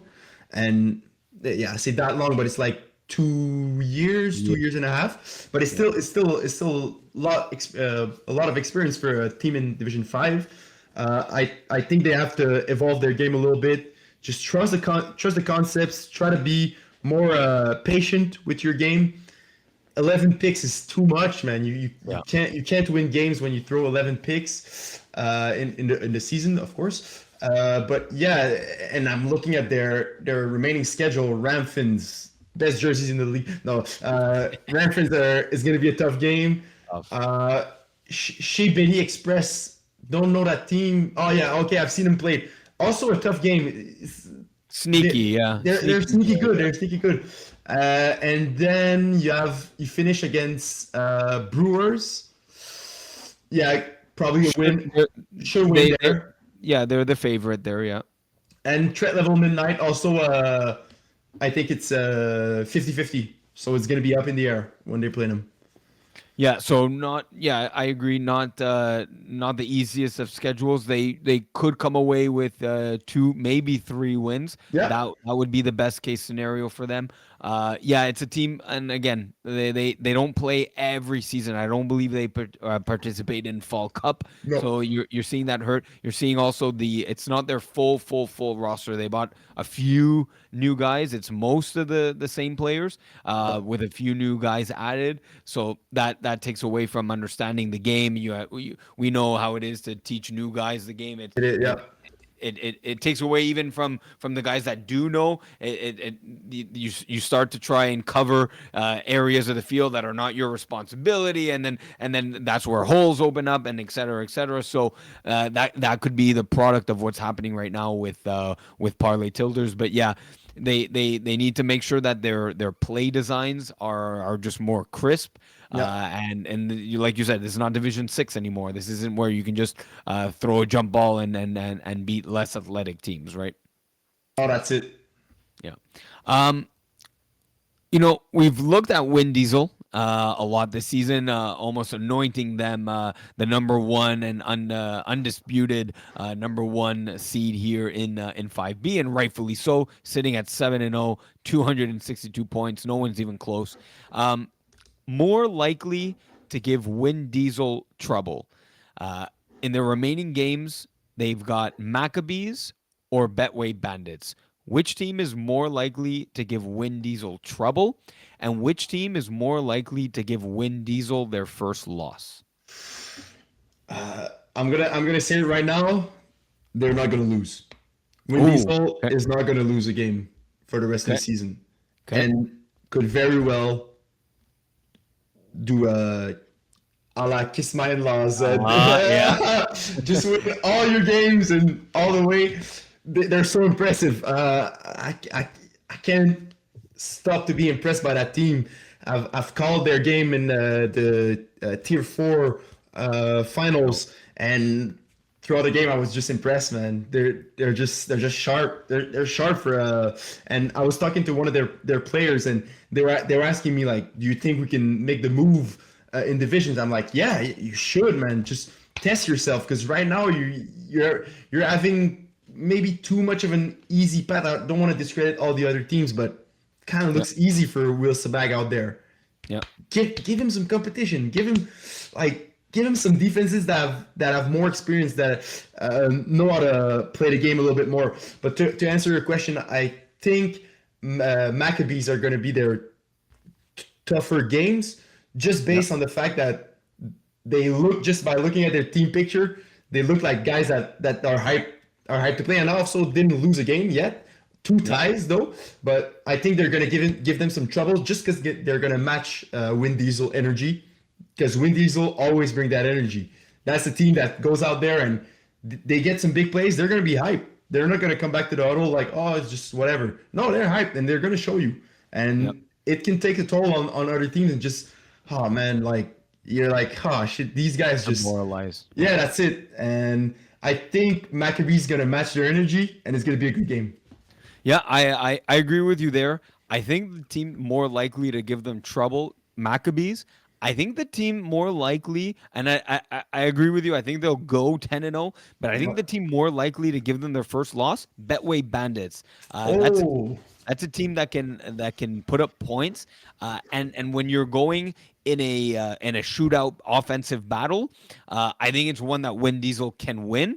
But if you make one mistake and you're going in an offensive battle and shootout, Betway Bandits is the team that can put up points. And if you make one mistake, that could lead to your first loss of the season. no, for sure, definitely. Division One, Manu. We have Friday Night Lights Oh yeah. in Division One, with a game scheduled between Blessed and Flagmoal Sac on Friday night. Can Blessed get the big upset on Flagmoal Sac? What do you think? Oh man, dude, it's so hard, man. It's so hard. No, no, they can't. They it's Flagmore Sac is just, they're too good. They're they control the game. Alex Nadopi's he just has a way to play that it looks like just automatic for them. He knows where to hit his guys. He knows where to hit his brother. He knows where to hit Guillaume Paquet. He knows where to hit Rochelot. I go down the list on this team. It's all star, all star, all star. So, Yep. and blessed, it's a good team. Steve has done great things this season. It's just the points against, they're a little too high for me. The defense just got to tighten up a bit, and you go against a powerhouse in Flagmois Sac. It's gonna be tough to get the upset, but like I came up with this question just because it's Yeah. like it's a bold. It would be really bold to say that Bless could win, but I think Flagmois Sac just gonna take it like probably like a 14, 15 point game. Right. So, and maybe the way to angle this or Yeah. frame it is, given that Blessed 240 points against so far, and we know that Flagmo Alsac can put up points. So the question would be, you know, I'd say that I can easily give Flagmo Alsac 52 points. So can Bless score 53? Oh, And the answer's yeah, yes, right? yeah. They could. So, I mean, there's a chance. Like There's a chance. Steve's got to be perfect, Yeah. and there's pressure that comes with that.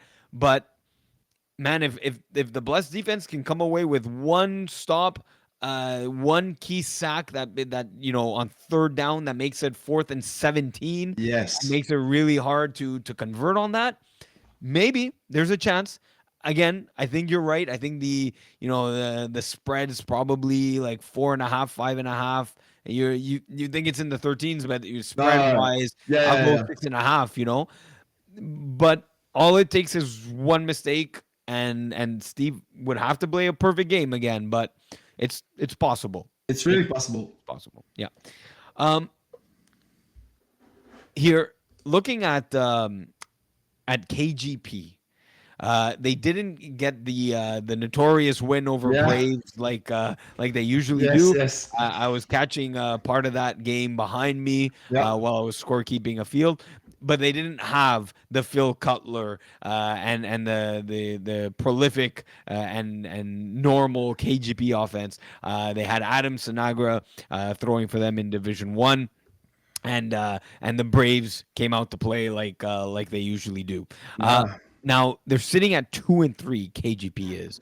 Um, what do we make of them right now? They're in Division One, super tough, of course. Uh, they're sitting in eighth place right now. And you know what? I forgot to mention this throughout the show, but if you go in our playoff breakdown tab, you do now see Ah. which seeds get first round buys, Yeah. and or the seeds that play in the play-in round. Yeah. So in Division One, you have seeds 7, 8, 9, 10 playing in the play-in round. Is that maybe where you see KGP ending up? They're gonna have to be a play-in round team, Yeah. or can they be a top six? Definitely a playing round team, especially if Phil misses another game. It's gonna be tough, man. This team, they need Phil. KGP, Without Phil, they don't win. that's it. Like Without Phil, they don't win. maybe if they had another guy on the team that was a QB that could in a lower division that could help, but they don't have any other guy that could play QB on that team. They have to get a sub. They should have called you. No, I'm just kidding. but yeah, KGP needs Phil, but if Phil is there, they can make some damage. This team is so sharp, man. Like they know how to play together, and Phil as an offense that is so hard to stop. Yeah. I'm gonna face them this Saturday, so I'll let you guys know Yeah. next week.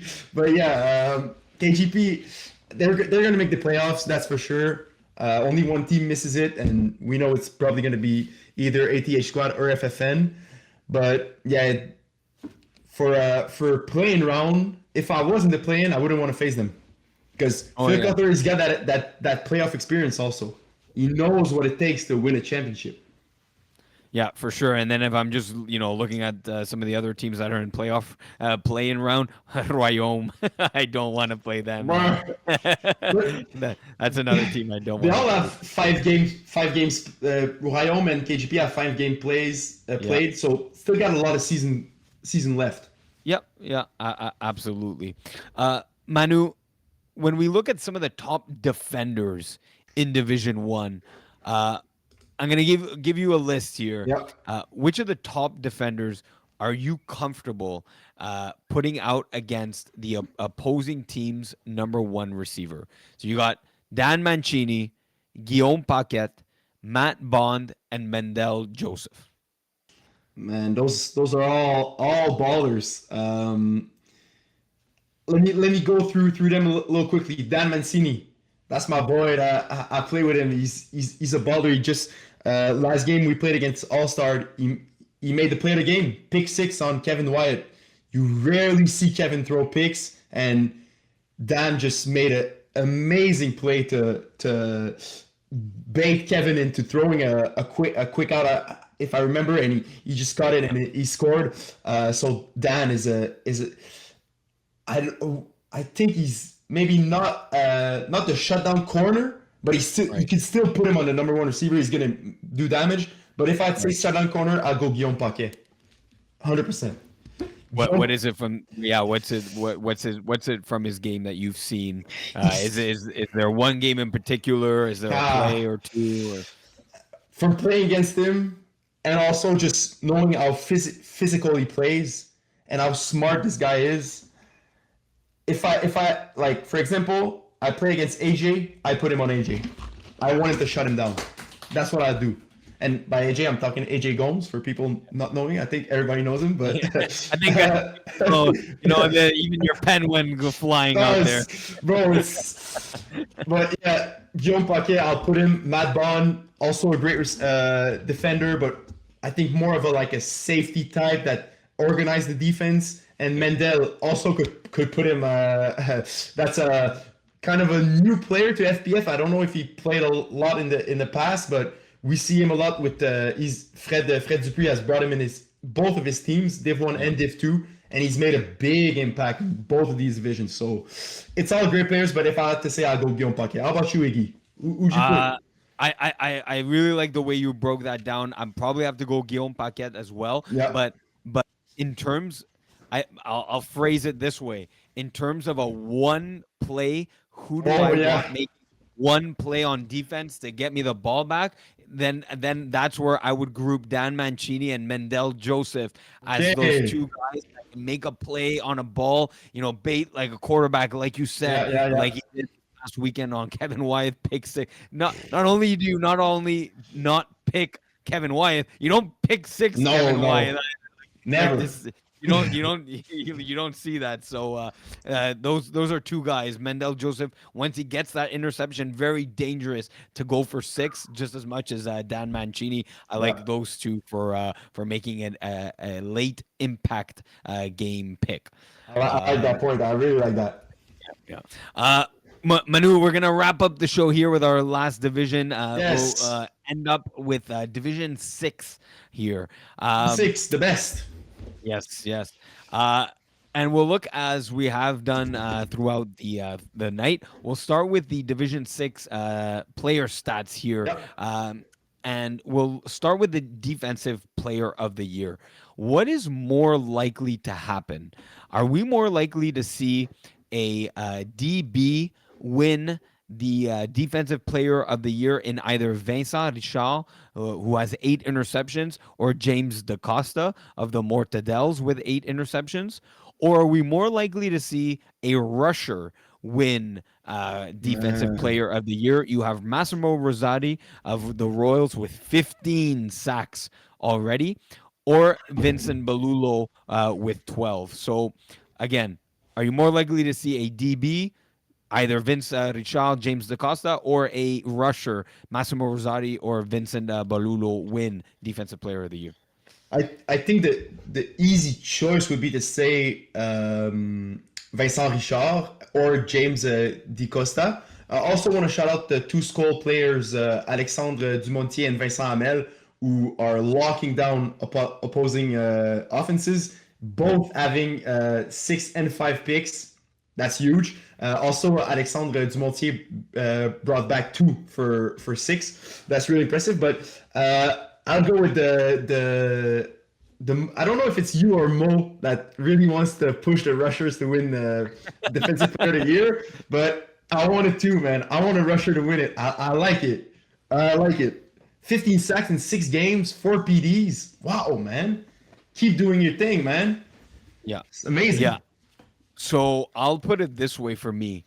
I think if you ended the season right now, I'd say Richard would Yeah. win Defensive Player of the Year because of the 8 picks and two pick sixes as well on his end. He's put up 12 points on the board defensively. But I think in the long term, by the end of the season, I think what's more likely to happen and what's more, man, what's the word I'm looking for? It's more like consistent Yeah. that they can keep up the pace is Massimo Rosati and or Vince Belulo Yeah. with their sacks. They're just more likely to get 2 or 3 sacks per game and continue at that pace than the defensive efforts of Richard and DiCosta. 8 interceptions, great so far. If it's a lot harder to keep up that average of 1 pick Yeah. per game than 2 or 3 sacks, especially in Division 6, where you see a lot of quarterbacks panic or take off on the run. Where these two are very quick. They Yeah. don't trail the quarterback too often, and when they do, they have that comeback ability to get a 1 yard sack and not let the quarterback cross the line of scrimmage. All I'm gonna say is get ready to pick up the phone, guys, because higher divisions are gonna call. Rushers Oh yeah, don't come like by the dozen. So yeah, keep up the good work, absolutely. guys. I love it. Absolutely. This is Jeff Rosenblatt territory of of recruiting here. Uh, Manu, if we look at the standings, Yeah, the Division 6 always one of the larger divisions here. yeah. Which one win team is most likely to make playoffs? So give me your pick one Manu guarantee. Most likely to make the playoffs. Yes. Most of Hmm. them right now are on the outside are on the outside looking in. Flag dealers, Queens, DG shooters, Ah, Texas Wales. Flag daddies are in right now, but they have yeah, one yeah, win. yeah. Which team is your guaranteed team that will make the playoffs? I don't understand how Flag Daddies only scored 42 points in 6 games. Hey, yeah, 43. Pardon yeah, me, but I think I'd have to go with flag dealers just because they're the team that put up the most points, yeah, and you're gonna have to put up points. yeah. You have to, yeah. Defense could come after. It's okay if you let points. Defense is hard, man. When you Yeah. especially like Div 6 teams are usually starting FPF or just is their first season or Or like second season, yeah. I think you talked about it with Peas or with Mo. I think you said like you don't want teams to just linger in Div 6, so it's mostly new teams Yeah. and yeah, defense you figure out after, but just score the most points. So I think flag dealers are going to come out of there. 3 games left.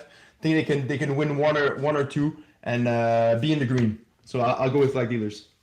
Okay, I'll go DG Shooters. I've liked what I've seen from them in not all Okay. their games, but in some of their games. That's but again, it's the same idea with 114 points. It's a team that Yep. offense can come and explode in a few games. So early on 12, 18.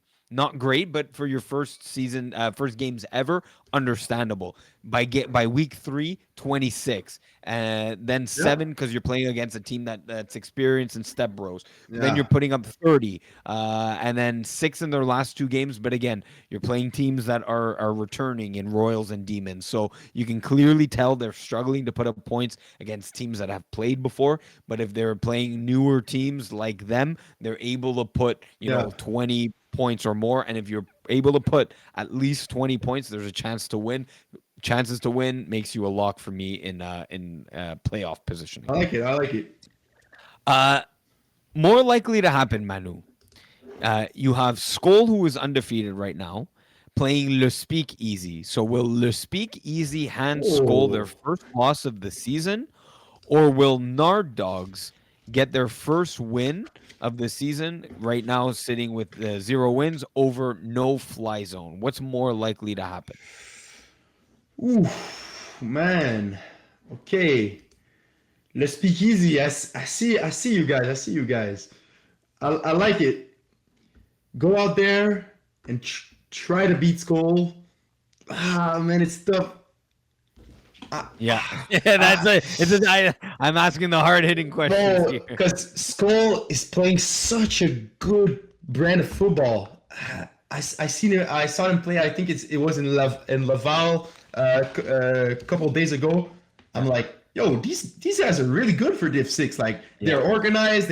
I was hearing them talking on the bench. They were planning game the planning. defense. I'm like, Yeah, okay, they're 2 steps ahead in like there's certain Div 4 teams that don't even do that. So like yeah. Skull are not. I don't think they're gonna lose. So Speakeasy won't upset them, and so I'd have to go with um, Nard Dogs. Nard Dogs to get the win over No Fly Zone. Yeah, Just the Skull is just too dominant. yeah, exactly. Yeah, that's the thing. They're it's clearly a team that you can tell that they've played before, and they Yep. played in FBF, but it was tier 4. Yep. They've clearly played in other leagues elsewhere, so because they have a pretty good Yeah. understanding of the game, and I think it just comes down to that as well. Just I don't see that loss coming this week at least against the Speakeasy. So No. just by that, Nard Dogs again tough. Another team that's only put up 43 points in 5 games. Yeah. No Fly Zone. A good team, not amazing, not a bad team either. But it's just more. We're talking percentages here. What's more likely? I Yeah. gotta go with Nard Dogs beating No Fly Zone. Even though we think neither of those would necessarily happen. Yeah. It's gonna be They're tough for Nard Dogs. well, for sure, for sure. Uh, and then Manu, we looked at the one win teams Yeah. most likely to make the playoffs. We're gonna take a look at the 2 win teams and which team is least likely to make playoffs here in Division 6. Whew. Okay. Let me get my loaded up. Yeah, yeah. So you got the Mortadels right now sitting at 2-4-1. So they've played 7 games, but sitting with 2 wins. Cavaliers Rohan, Yeah. 2-4 after 6. You got the McGill swim team picking up a loss last night or Wednesday night against Pigeons, sitting at 2-4, and Towers FT, them 7 games played, but only 2 wins, 2-5. Yeah. It's It's tough I because all these teams have picked up losses as of late and recently. So which one's least likely to make playoffs here? It's tough. so least likely to make playoffs. So you mean like this team is gonna be out? Not It's gonna gonna be stay. eliminated. Yeah, Eliminated. Okay. Yeah. Hmm. It's either McGill swim team or Cavalier du Rohan, just because they've struggled to put up points, both yeah. sitting at -27, -30. So I'd say between those teams, but I'll go with just purely a guess. McGill swim team, just by the name. Uh, Probably guys that are new to flag, and it's maybe they're gonna lose a game, and one of these one win team's gonna take the jump over them.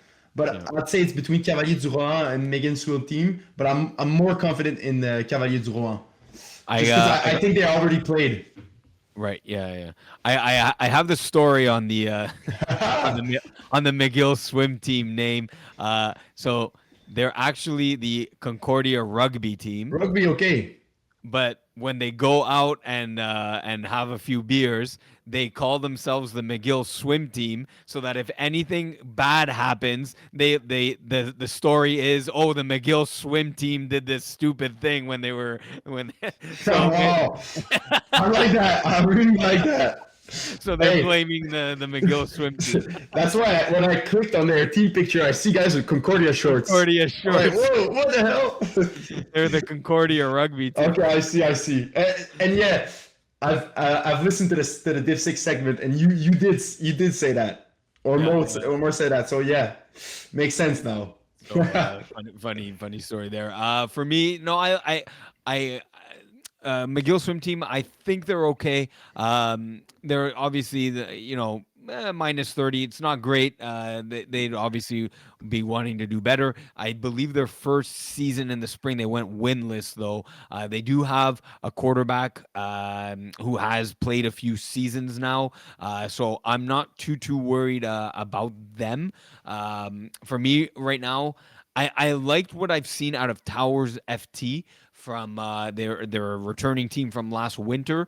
But man, their past loss against granted it was against Skoll, 33-12. Again, Skoll being one of the better Division 6 teams right now in our 2024 season, but it was mostly the 5 interceptions of Davide Bartolucci. Five Yeah. interceptions is a bit demoralizing. And they've already played 7 games, so they only have 3 more games left on their schedule. And hope going 9 of 31, 1 touchdown, 5 interceptions. That's rough on a quarterback.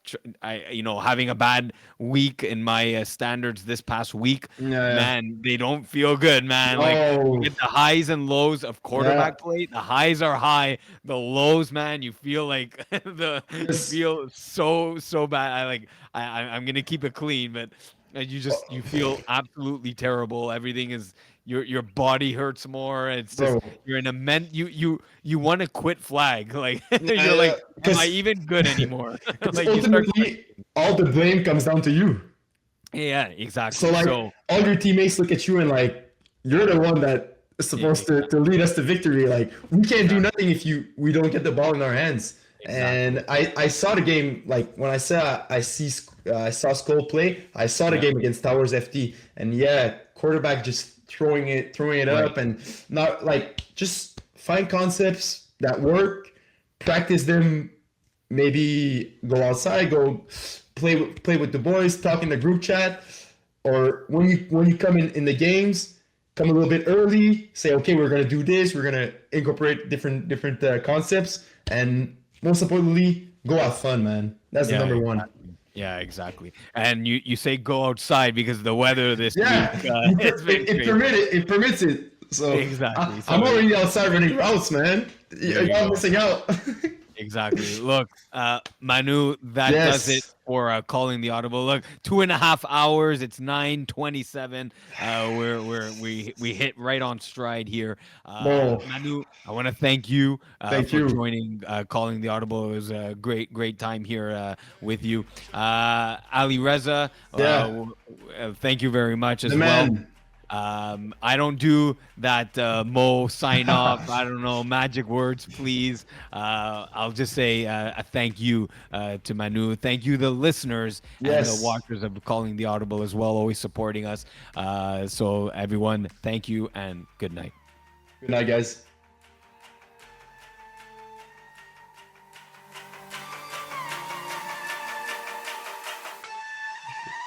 Put the place up.